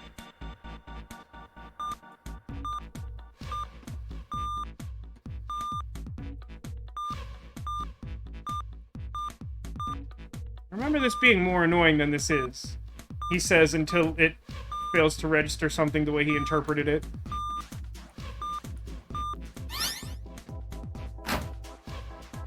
That noise only happened in Zero Escape, Virtue's last reward. That's the last one, and yes! Excellent work, Junpei, good job. You seem to have figured it out. You've unlocked the drawer. You unlock drawer? No, I'm trying to use the arrow. I don't like the keyboard control. Shut up. I'm lazy. Looks like there's something on the cover. A-L-L-I-C-E. Alice? All ice. Alice. Does this mean... What the hell is this? Very straightforward.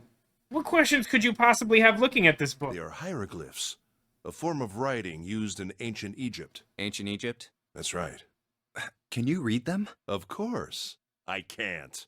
What would make you think I could? What the hell? I don't know, it's an Uchikoshi game. Dumb stuff happens all the time to move the plot forward. Whoa, the whole thing's like that. Huh? What's this? Except this one page of weirdly erotic Egyptian drawings. Oh, I don't need a map to get to Bone Town. Uranus. That's the Uranus symbol. I mean, sure, you could call it that. Something's written on the bottom. Bottom deck library.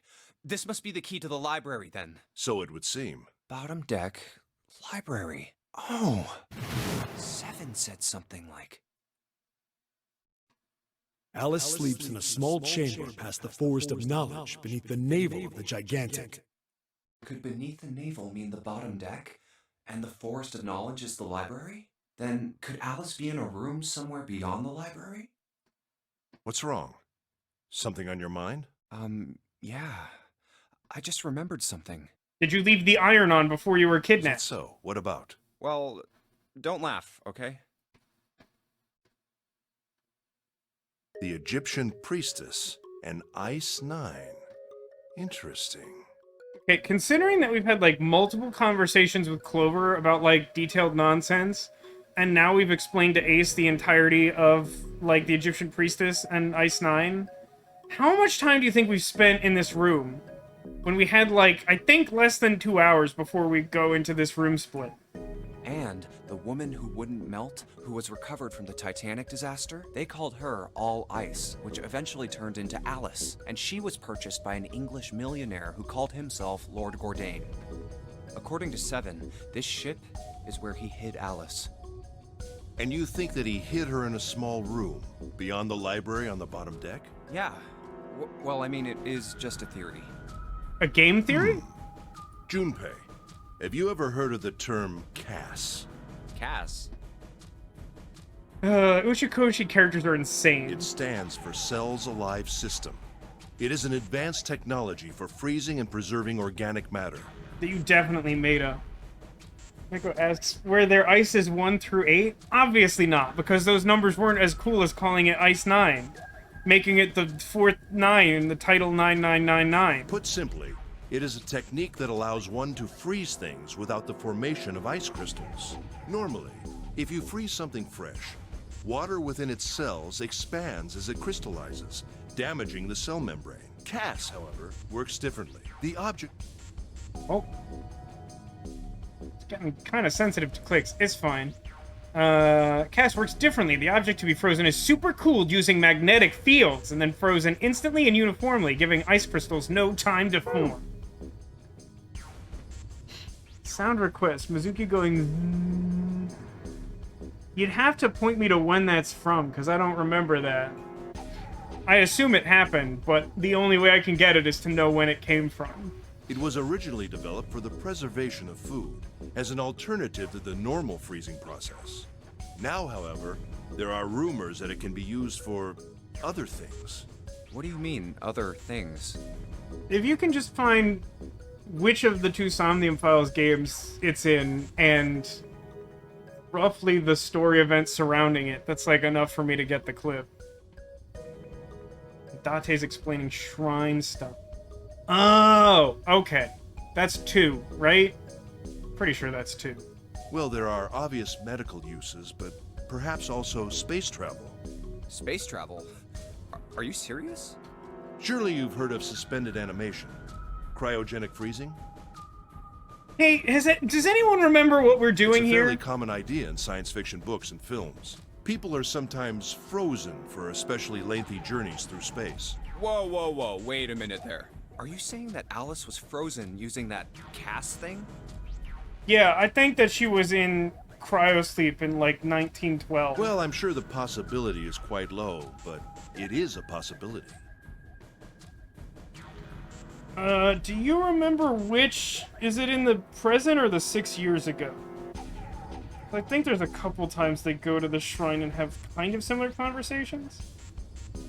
That's a great point, Neko. This conversation would be a lot easier to follow if we were freezing to death inside a freezer. If this special ice you call Ice 9 does it, and casts were used to freeze her into that sort of ice instantaneously. You think she could be alive? Well, I can't say for sure, of course. I'm only talking about possibilities. The melting point for Ice 9 only is talking about 96 Shaft. degrees, right? If she were put somewhere where she could reach that temperature... That's nuts. Are you really saying she could have defrosted and started walking about? You're quite right. It does sound unbelievable. But if she had, then we would have an explanation for the man we found dead on the floor. You mean the guy dressed like a captain? Yes. He was dead when we found him. But if he was murdered, then by whom? It couldn't have been one of us.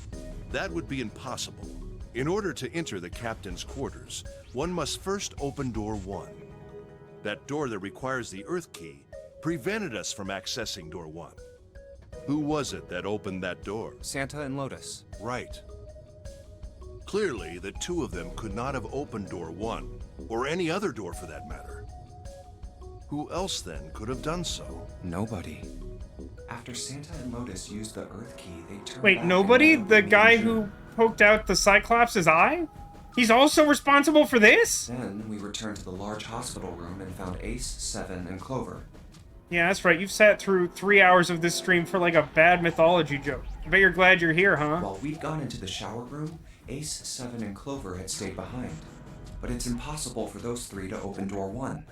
But what about when June and I took the elevator to door 2? No, still won't work. We were only gone 5 minutes. No human being could have run to the captain's quarters, killed that guy in there, and run back that fast. It would be impossible for any of us to be the murderer, that being the case. Who could have killed him? Wouldn't it make sense if his killer was someone who had been in the ship for some time? So your more plausible explanation is that an Egyptian priestess known for being a sexy mummy thawed out in a library and then busted through the number 1 door through sheer force of will, killed this man, and then escaped? Is that your supposition? A person like that would know the ship well. They would know the locations of all the hidden passages and secret doors. Also, if you're suggesting that Alice has been on this ship for like, you know, like 100 years basically, and like there's no food source other than cheese that still seems to be intact and milk that definitely isn't. Like, what's the food source? The numbered door would mean nothing to someone like that. It would be a simple thing for them to enter the captain's quarters. Then you're saying the killer was Alice? Well, this is all only one possible theory. It's called Occam's razor. Ice. Alice, is she really somewhere on the ship? Interestingly, Leonardo DiCaprio and Kate Winslet were mostly ice when they fell off the Titanic, but their names remained Jack and Rose, not mostly ice. Maybe she could become Frozen, right? That's similar to all ice. One for Jack does not immediately come to mind, to be honest, and his is more necessary, considering that that door could only hold 1 person. Maybe this card will give me access to the Forest of Knowledge and the big mystery. What could be there beyond the Forest of Knowledge? Anyway, whatever. It's gonna have to wait. I can't do anything right now. I really, like, at this point in the story, I just want the clock to strike 6 a.m. and just the ship sinks and everyone dies because we just keep talking about Alice. We'll come back to this later.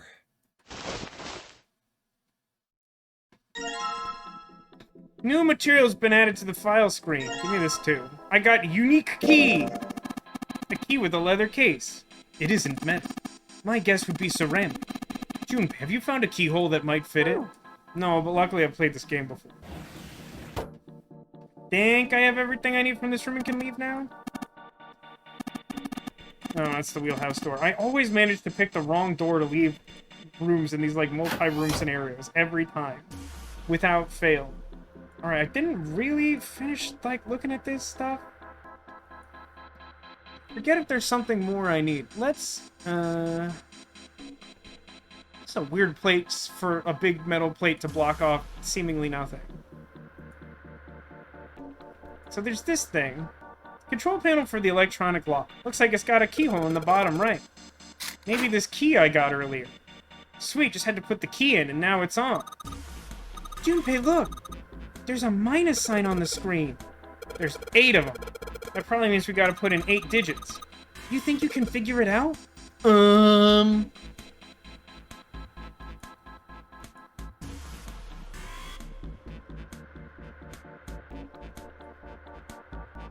There's a Z on the screen. It's one of those things that switches the screen. Let's see what happens when I flip a switch. Nothing. It's like it doesn't work anymore.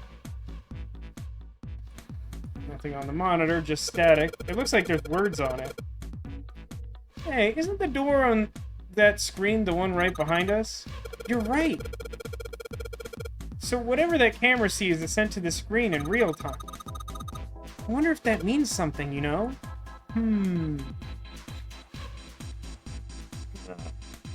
So, my recollection is that the camera is pointed directly at the lock to indicate that 0 is, like, the solution to the 8-digit number. And I just forget the exact implementation of it.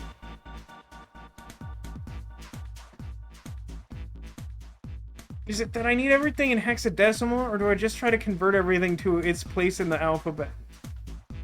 For some reason, normally this doesn't seem like a thing I have to struggle with, but, like, my brain is really Friday. It's really Friday in here. Oh, I don't know if you guys are feeling it, but it's really Friday in here, I'll tell you that for sure. Neko says, I'm increasingly convinced that Lotus is Alice because she's a mummy and she's 100 years old despite not having a single wrinkle. There's some poetic license being taken in some of those descriptions, but you might be onto something.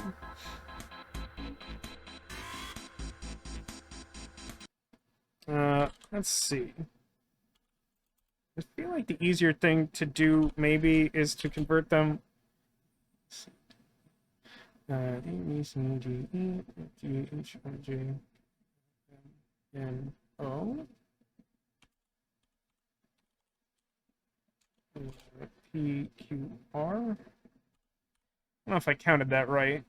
20... No, stop clicking. 26, 5, 18, 15? Or hexadecimal? Or I count better? One of those combination of things. If I put my hand in front of the camera, it shows up on the top screen. You've got a short lifeline, Junpei. Hey, mind your own business! Okay, let's try this. For some reason, once I put in an 8-digit number, I press E to enter. No, I was just gonna say they didn't give me the really basic explanation, but they tagged it on there. Don't worry about it.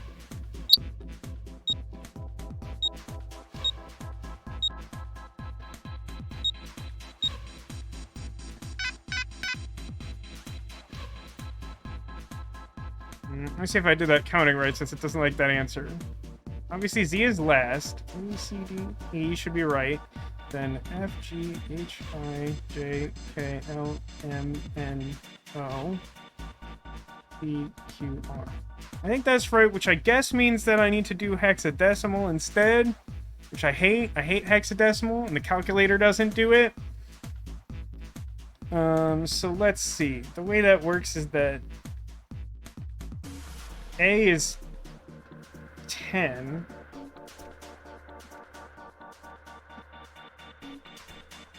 So if I add 9 to all of these, that makes them hexadecimal.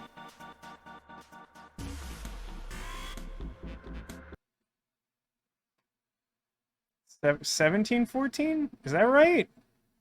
I don't think that's right. I double checked that counting, which definitely doesn't mean that it's correct, but you have Windows up. The calculator will do hexadecimal. Is that true?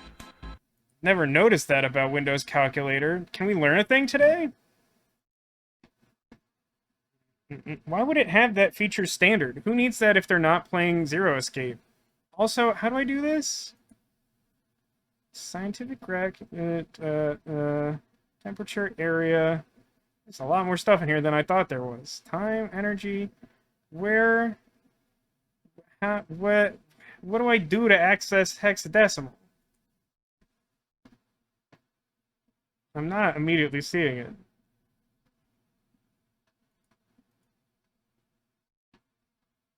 No, I don't want keep on top. It's programmer mode. Okay, programmer mode. I see hex here. But the problem is that, like... I mean, strictly speaking... Like, Z wouldn't be part of hexadecimal, right? Because hexadecimal specifically goes up to F? Is that right? 10 is A. Is B. Type in the number and it does the conversion. Okay.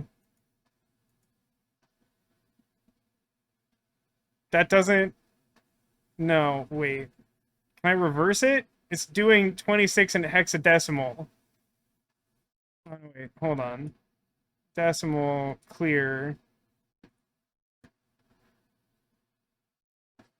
Oh, okay. No, wait, that doesn't make sense. This can't be right. Because if I do this, then I'm going to get, like, weird things like it's telling me hexadecimal is 1A.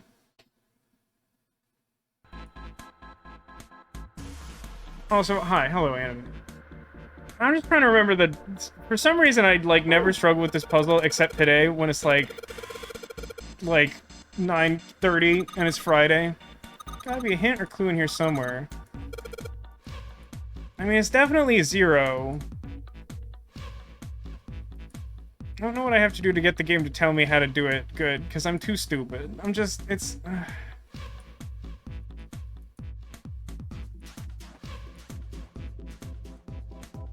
I need to convert this into some kind of 8-digit number. And I don't remember how, because I'm just too stupid. I'm just very dumb. It's a bunch of batteries, there's chair, there's like windows that are bolted over that like shouldn't be here.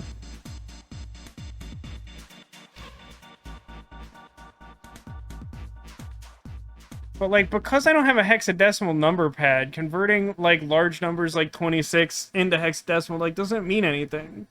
Because I'll get 1A, and then, like, that's, like, that can't be right. So did I just, like, count incorrectly?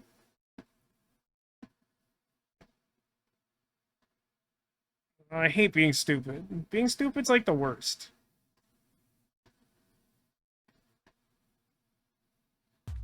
Mission suggested 1714. I might as well do that while I'm here, and my brain just, like, absolutely isn't working. So, like, 26 and 05, like, that's pretty obvious. Did I count these wrong? This doesn't seem right. I mean, that's not correct. If I fail this enough times, I think the game will tell me.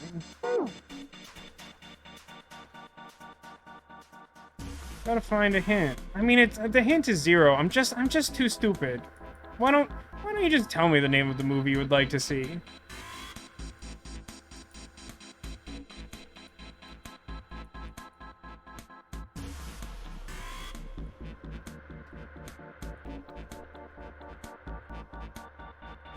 Maybe it's all zeros. I'm pretty sure it's not all zeros.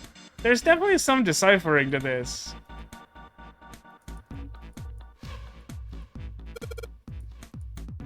Ahem. It would be pretty good, though, right?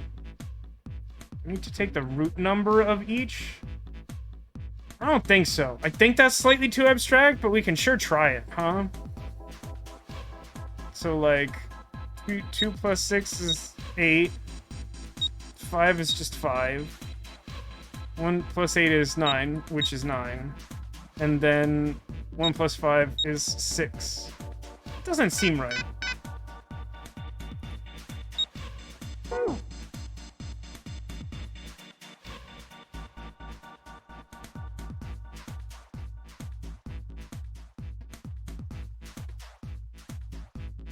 Thought I remembered there being, like, a thing that I could do to, like, make this make sense.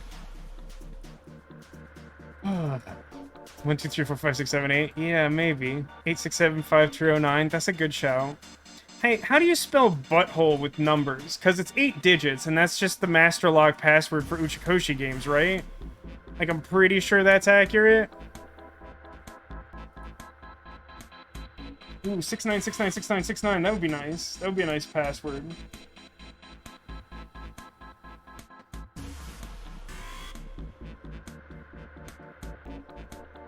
$8,008,8008. These are much better than actually answering the puzzle. I feel less bad about spending time here. It was so stupid. God, I mean, I cannot emphasize enough to you how much I've hated this week. It's been very bad. Like, it could be worse, but I'm just so spent. Every day, I'm, like, done work and I just want to be dead. Can I ask Ace about Ice 9 or something? There's, like, nothing I need in this room now. It's all just to get the key, and then he gets, like, mad at me. I go here, and there's, like, the headphones, and, like, this is nothing.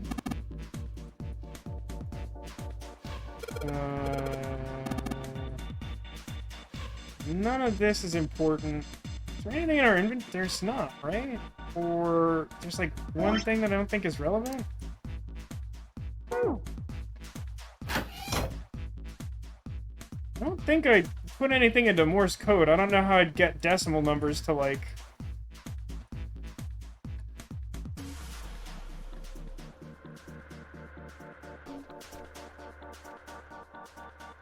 I mean, I don't even have like a Morse code translation book. I just have a thing that like gave me a Morse code solution to the other thing.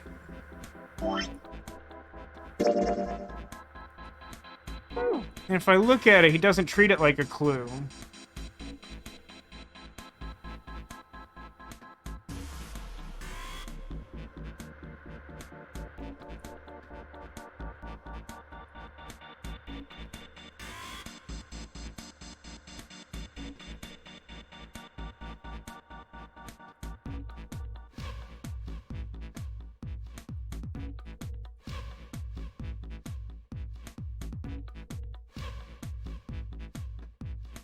Who knows Morse code, because it could be the cipher. If it was the cipher, the game would give you an in-game resource for it.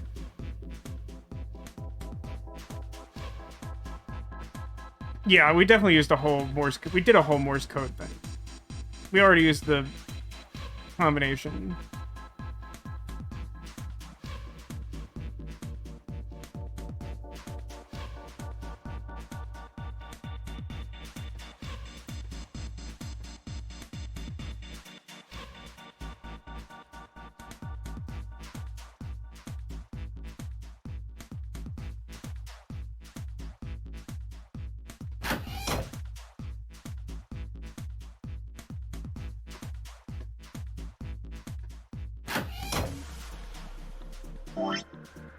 What's in my we just looked at it. My inventory is a single piece of paper that does not appear to indicate decimal numbers in any meaningful fashion. And I already like entered this in the Morse code machine.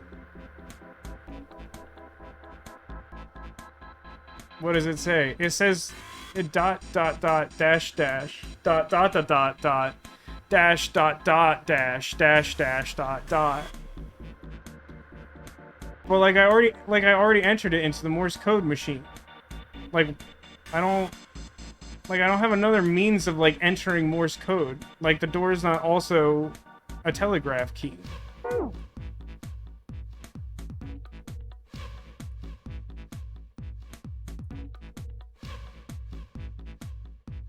Like, I tried singing it to the tune of Thong Song. I can't say that I have. You reprogram it so that there's an extra O, and then rearrange the letters so that it says Oreo. No.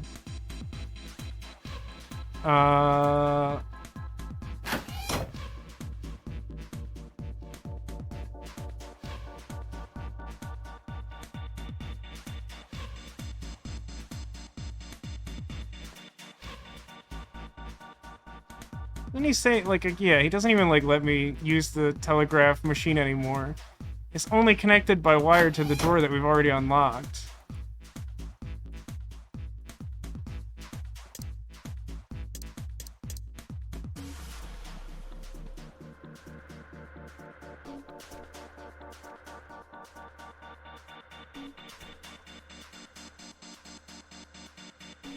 Give me a numerical keypad again, huh? Let's see it again. I think technically this is upside down? Because I think the 4 was on the bottom. So I think it's supposed to be... Oh, good grief. I think this is what it's supposed to... Yeah, this looks right. The way it was entered in the other puzzle was like this. Dot, dot, dot, dash, dash, dot, dot, dot, dot, dot, dash, dot, dot, dash, dash, dash, dot, dot.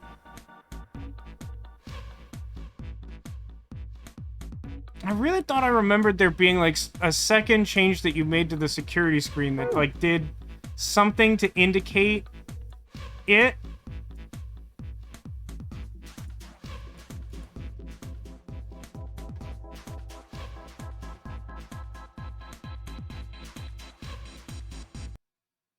Z, you're saying Z is 35. If we look at our hexadecimal thing, it says that 26 in hexadecimal is 1A. Which would be like 11? Yeah, the music disappeared because I'm like referencing other sources. Please have chill. My brain's at 0%. My battery ran out and I'm trying to finish the stream.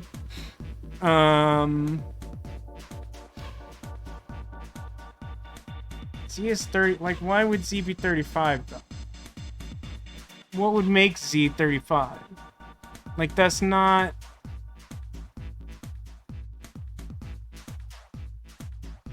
That's like hexadecimal counting, but not hexadecimal, yeah? That's how that be? Is that how that be? Cause you add 9. Okay. It's weird, it's funny, like, I don't blame someone for this, because it's entirely my fault. I was, like, gonna start trying to calculate that, of adding 9 to the numbers that I calculated previously to make them into fake hexadecimal. And then when we got started down the, like, turning stuff into actual hexadecimal, like, I stopped doing that, but it seems like that is the solution. So, I think the quickest way to do this is literally just add 9 to everything. So, like, it would be 26 plus 9, because you start counting letters at 10. So, then it would be 14, 27, and then 24. Yeah, that's like, I don't remember that ever giving me trouble before, but like, man, am I just done with today.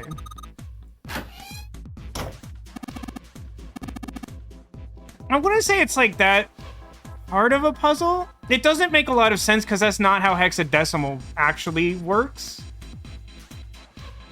I mean, it's like how base, like, 35 works, right?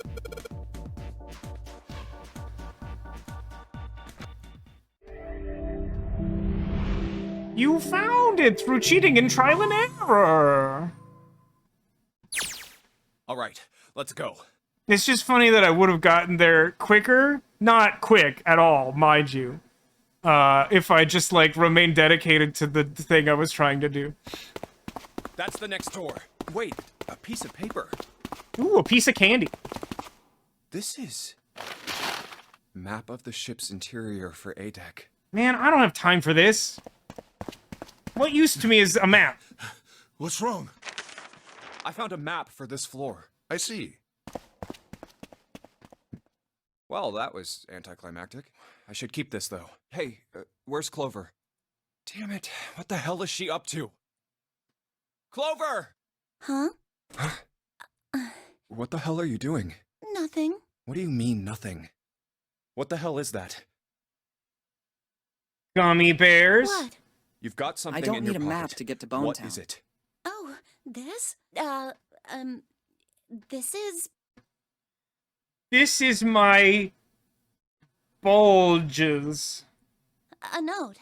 A note? Yeah, I found it in the pocket of the guy with the captain's clothes. It said something about the darkness of the sinister hand or something. What the hell?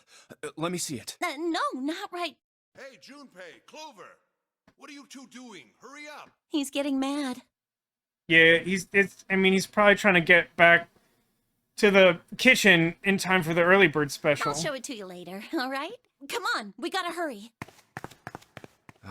From the look of that pocket, it doesn't particularly look like just a note.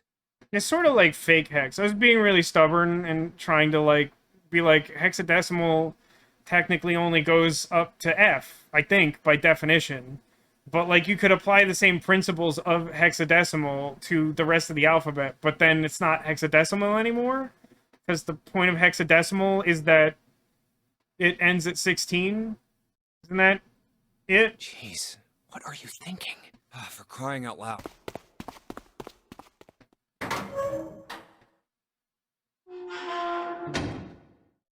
Ooh. Big stairs. Huh. So this is where it ends up, just like it says on the map. Ace, did he head down? Oh, I hope he's not afraid of getting wet. Look, the 4 others are there too. Really? Let's join them. Jumpy, Clover. What's up? We found. Found what? They found it? They got out of their room? I mean, I assumed as We much. found it. What did you find? The last door. We found door 9. What? Come on, just follow us. We'll explain on the way. Okay. Well, if that's the case... Wait for me. We should get going as well. Jumpy, We should all just go at the same time. Why is anyone waiting for anyone? We're all going to the same place now. The end. Something's bothering me. Only 3 to 5 people can go through the numbered door. 7 of us are on our way to door 9. That means that, best case scenario, there will be 2 of us who have to stay behind. No, it's fine. We already saw this one. Is there a way? 4:30. We've only got 90 minutes left. I've got no time to wonder about it now. Hey, Junpei! June! What the hell are you two doing? Let's go, Jumpy.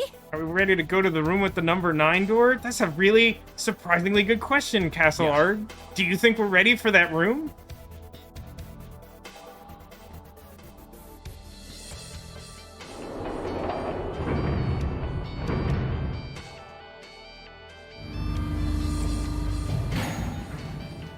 I am so tired. I know I told you I'd explain it earlier, but honestly, there ain't much to explain.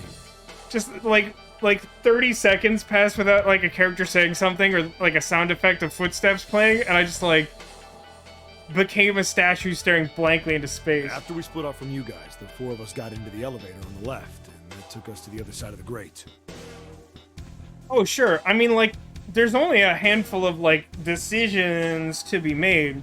And if you know the solutions to the puzzle rooms, like, you could blast through them pretty quick. You can speedrun, like, a visual novel where you can skip the text, like, pretty quick. Although, keep in mind that it's also, like, a visual novel where you're skipping all the text. So it's definitely a different play experience, and also, like, is it that much of an accomplishment to skip all the text? After that, we headed down another hallway. It took us toward the bow, and eventually to the number 6 that you two found earlier. We opened it and kept going. There was another locked door behind it. Once we were through that door, there was another hallway that went the other direction, twist. So, on your way, you found the elevator. Don't worry, other people who are tired because it's Friday. You know that we're very close to the number 9 doors. It can't be too much longer. That's right. So, in other words, you kinda did a lap, huh? You came from that side to this side. Yeah. So, where's the number 9 door? Over here. Follow me. By the way, you know, it's because of Santa that we're all here right now. You know, I think any Hallmark movie has ever actually contained this phrase, which is surprising. Not even Matchmaker Santa, where Santa uses his powers to ruin one man's Christmas so that Lacey Chabert ends up with the correct love interest. That all 7 of us are going to door 9. What? You don't get it? Santa, 7, and Lotus. What's their digital route? 9. That's right. They could have just left me behind and kept going if they'd wanted to. But they didn't. Yes, because Santa wouldn't let them. He said, we can't leave June and the others behind. That's why we went looking for you guys. And then you got on the elevator and went back to the central staircase. Uchikoshi is really edging right now in this playthrough because there's all these footsteps. That's right. Well, I wouldn't have called that one. So many That footsteps. Santa would be the one to stick up for you. Oh, don't get me wrong. I don't mean that 7 and Lotus said they wanted to leave me behind. We were just talking about it, and Santa objected to it first. Is that so? We're here. It's awfully So, nice of him, Is this... I guess. Yeah. There's no other place for us to go. Nope. Just look around. There's a big old iron wall at the end of the hallway. Also, considering how long I let that play for, that's such a long The hallway. other hallways on the left and right are blocked by metal grates. I see. Metal grates! All right, let's get moving. Oh, no way. The 9 door. We're finally here. No doubt about it. This is door 9. Look, we managed to get here and no one's been murdered with a knife or whatever happens in the submarine ending. Finally! This is the last... Junpei, look behind you. Behind? What? That's the oldest Why trick in the a book. door? Why would I bother to look? There's another one. Hey, what the hell? What the hell is going on here? There's a red there too. That means... And of course it won't open. But why? Why the hell are there 2 doors? Do you think perhaps one is the right door and the other is the wrong one? I don't know about that. It seems unlikely. What makes you say so? Well, think about all the rooms we've been through so far. They're full of puzzles, but there are always hints about how to solve them. I'm pretty sure there aren't any rooms where we just had to go with our best guess and leave it to instinct to solve the puzzle. There was, however, a room where Lotus had to use, like, outside knowledge of hacking in order to complete a puzzle, which is a little weird. Do you really think that at the very end of the game, Zero's going to suddenly throw in something that depends entirely on luck? It's not like a one-to-one analog, but looking back on this as like a fairly early Uchikoshi game, and having a character be like, do you think at the end of the game we're gonna suddenly throw something in that doesn't make any sense? I mean, literally, Somnium Files 1, one of the later Somniums, does basically involve something that you can only guess by dumb luck because the puzzles explicitly encourage you not to do it, but it's the one correct thing and the only way to get through it. Then you're saying there's some sort of hint in this room? No, I don't think there's a hint anywhere in here. I searched it very well when I was in here before. I didn't find anything that might have been a hint, though. Well then, that means... Yeah, both of these are the right door. I mean, if you think about it, Zero never actually said there was only one door with a 9 on it. It is hidden, but an exit can be found. Seek a way out. Seek a door that carries a 9. So if there are 2 number 9 doors, if we split it up right... That's not gonna work. You've got a notebook and a pen, right? Can I borrow them? Dude, she's got a notebook and a pen too. Why she keeps stealing my paper? Yeah, here. Also, that sounds like way more like a marker than a Look at pen. this. You get it? The numbers on the top are all the combinations with digital roots of 9. The numbers on the bottom are the people who don't fit. There's only 8 possibilities if we split up into 2 groups of 3 or 4 people. It's really weird that they all seem to equal 16 So- specifically. If 3 people go through the door, then 4 are left behind. If 4 go through, then 3 are left behind. Right? Yeah. No way.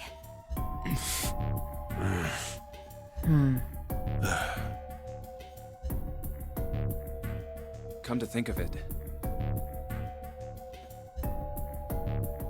What is this room?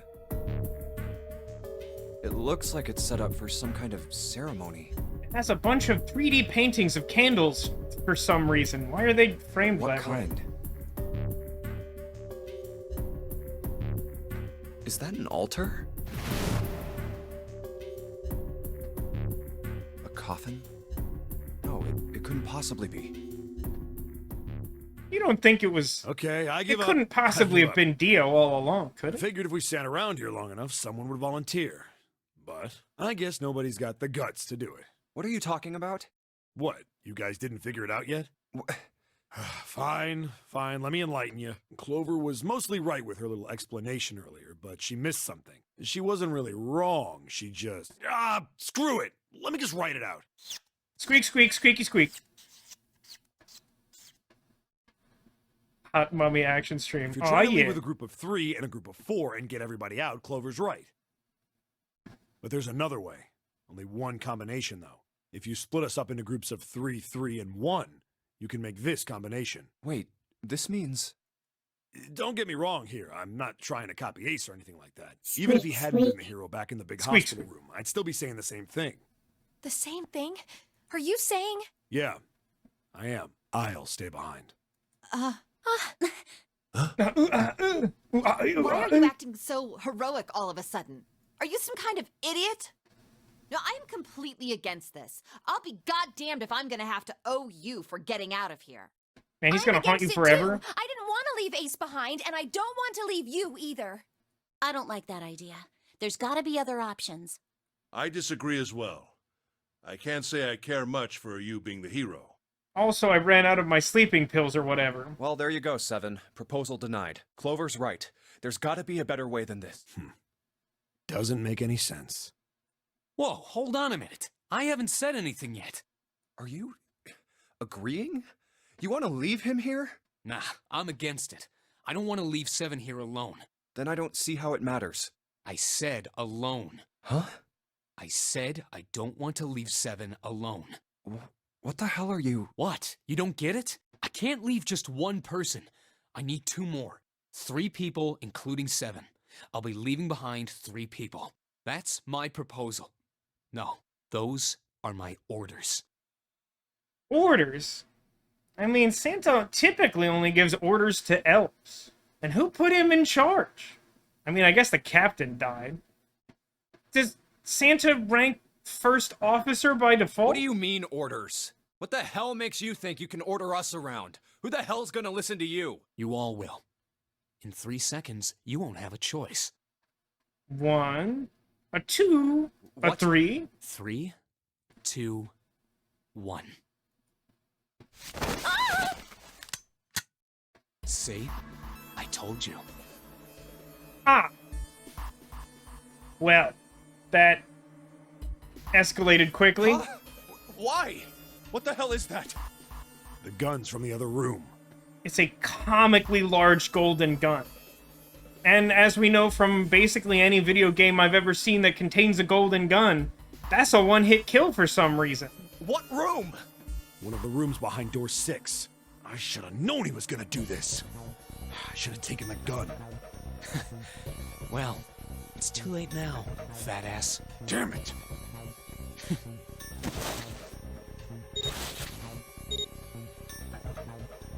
Now, time for you to start following my orders. Ace, Lotus, congratulations. I've chosen you to come with me. Put your hands in the red. Hey, you deaf? I gave you an order. Right, fine. I didn't want to waste any bullets, but you guys just don't get it. Ha! He really shot it? But why? Santa, why are you Santa? I thought you were one of us. I thought we were friends. Just to be clear, didn't you also previously say that Zero was one of us? So, like, I don't know that that's all that meaning. What? You knew about the leaf words and the 4-leaf clover. What the hell is that shit? I've got no idea. You're lying. Shut up. Just shut up, you stupid bitch. Well, okay, that's not You want me chill. to put a bullet in your fucking head? Santa. All right, assholes. What are you still standing there for? Man, Hallmark really ran out of ideas and went dark, huh? Get over here and scan those bracelets. I don't have all day. Oh, what's the matter? Your hearing's starting to go? Going senile, maybe? That's Lots of noises! It's the only way. Please, go. Huh? No way. Jumpy, what are you saying? If you stay here, you're going to be stuck, Jumpy. And so will Clover and Seven. I know, but you don't need to worry about us. We'll figure something out, right, Seven? Right. You just leave it to us. It's gonna piss me off to do what Santa says, but... Don't worry about me either. I think technically the game is Simon There's Says. still something I have to take care of. No, you can't! Ace, Lotus, don't come over! Don't worry about me, please. Please. Go. All right. Fine. All right. Yeah, everyone Now let's get could those use hands on the scanner panel. everyone could use a timeout in the naughty corner for all of the abrupt swearing. Although a golden instant death gun will do that to a crowd. What's the holdup? It is taking them quite a long time to commit to this, considering that the ultimatum is very clear and lethal. What? You think I'm fucking around here? I don't give a shit about this girl. The red doesn't need a person, you know? All I need is the bracelet. Was that? You get it? Good. Now put your fucking hands on the scanner. I'm not gonna say it again. Fine.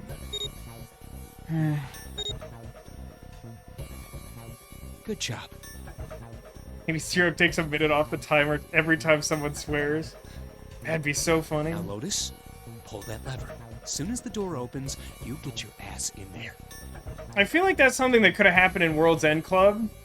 To, like, try and, like, tone down the intensity of it or something. But, like, alright, we're gonna take time off the clock every time you say a naughty Try word. anything stupid, and you know what happens, right? Damn it. Alright, I'm gonna open the door. Everybody ready? Good. Later.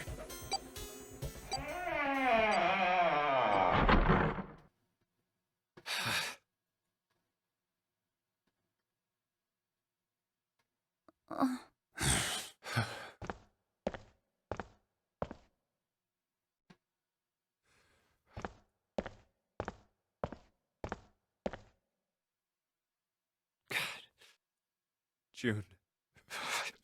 So, what do you want to do, Junpei? What do you mean, what do I want to do? What can we do? I'm trying to think. Shut up, coffin. What the hell is that? Shh, quiet. Where is it coming from?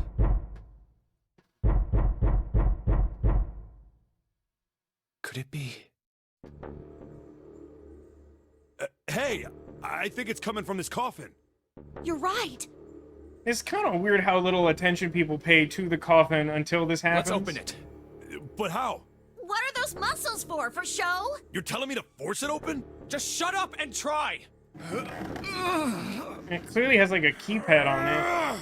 What were all those numbers we were guessing before? Let's write them down and try all of them. Damn it! 8008 8008. Enter. Yeah, looks like it. Do you think we have to put in the right password or it won't open? 8008 135. I think so. Whoever or whatever's inside this thing wants out, and I know that. But how? without a passcode, I don't think there's much we can do. Isn't there a hint somewhere? Well, let's look for one. Nah, there's nothing here. Not making this easy, are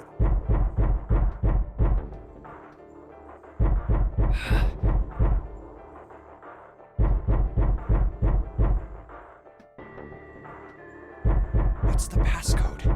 What am I supposed to do? How can we figure it out? I need something.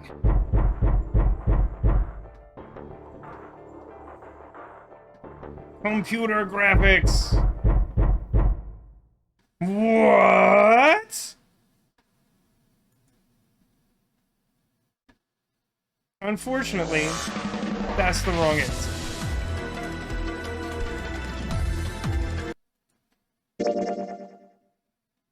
Would you like to save the info you obtained during this playthrough? After saving the game, we'll restart from the beginning. Sure.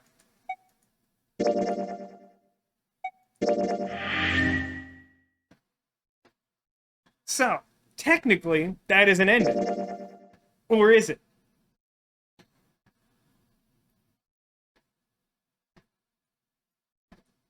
So what exactly happened, do you think?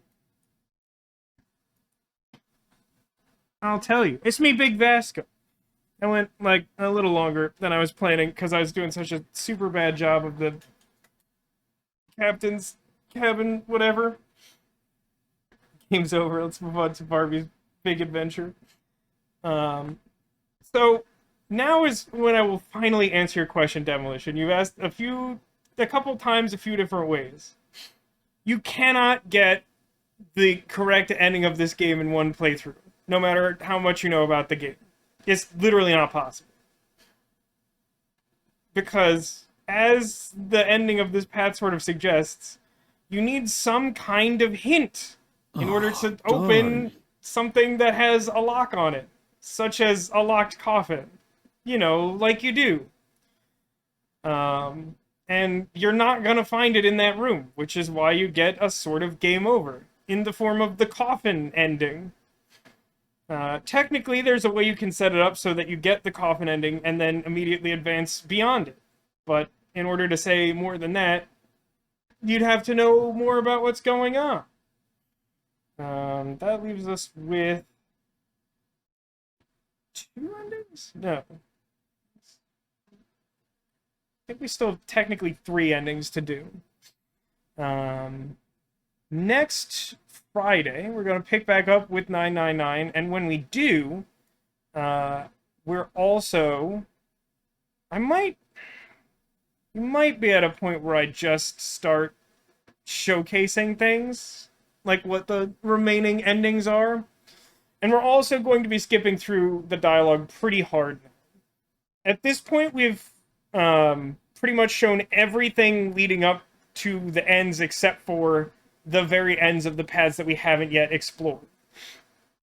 So, I wanted to let this sort of serve as a continuous reminder of all of those conversations that are technically flags to reach the end state of the game. Like if you don't give Clover the bookmark, or if you don't take the bookmark, or if you don't let 7 talk about Ice 9, or June talk about Ice 9 in the freezer. If you fail to do any of those things, you can't get to the end of the game. You instead get a different ending. I think of the easiest way to set this up for next week, but I think I'll have to set that up after the stream is over. So, like I said, we'll be back with that next Friday at 6 p.m. Pacific. And I don't know. I think it'll still take us 2 weeks. It'll be 1 to 2 weeks from here. We're starting to get close, considering that we don't really need to revisit most of the dialogue for any reason at this point.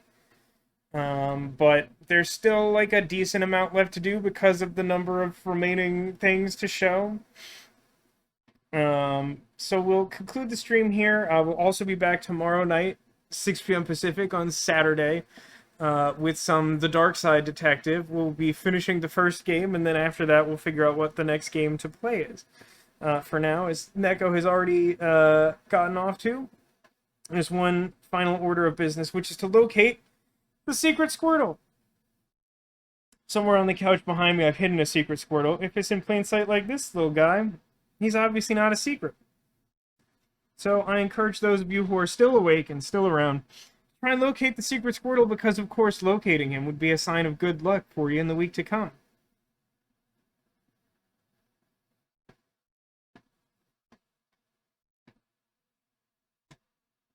Good night to those of you who can't or choose not to hold out for the very end of the stream. I don't blame you.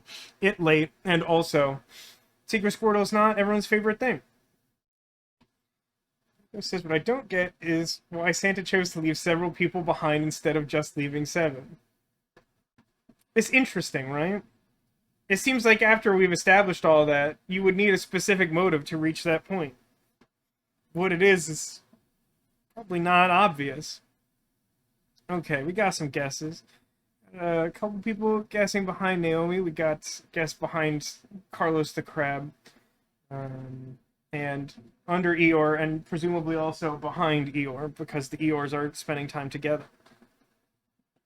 Let's go take a look, shall we? Ah, my squeedly spooch!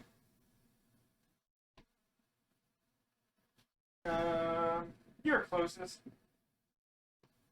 Hanging out with our good friends, the Eeyores, is Captain Eevee, Scourge of the Ghost Seas. Yeah.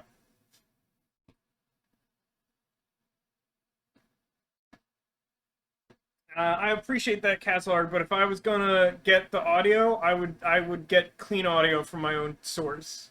I just need to know where to find it in the game, because if it comes ambiently from the game, it probably has music and whatever in it. I find that to be more disruptive. I try, with the exception of the Heavy Rain stuff, which is already needlessly melodramatic, I try to just get the rawest possible audio, but I appreciate the effort to assist there. Haggis, a guest behind Carlos Crab. Hiding back there is a spooky Halloween friend, whose location no one has guessed in the few weeks he's been hanging out. It's our weird zoo bat. It's from, I don't know, some sort of zoo collection of aminals. He's got Velcro wings. He's the friend that a friend sent me a long time ago. But unfortunately, he's not Squirtle. A couple people guess that maybe behind this very large Naomi, Queen of Narwhal, was hiding a Squirtle. And I don't... what's this? Do you see this? What's this? Oh, that? Oh, that's just a really small Squirtle behind a really big Narwhal. Ah, look at that. So, Neko and my mom, JM Platts, in chat, both correctly located the secret Squirtle. Congratulations to you. And congratulations on everyone making it to the end of the stream. I didn't think I'd do it, but here we are. I am very tired, so the stream will end now. Thanks to everybody for watching. Thanks for being here. Thanks for being you. And I hope to see you again soon. We'll be back tomorrow for some Darkside Detective. We should be able to finish that game off, I think. And next week we'll make some good progress in this game. I think we should get at least 2 endings. There's some really slim chance that we finish the game, but I think that will be a little too long. We'll sort that out in the future, as well as whatever follows the Darkside Detective. In the meantime, everybody have a great time until I see you, and take care of yourselves because you're super cool and important. Good night, everybody.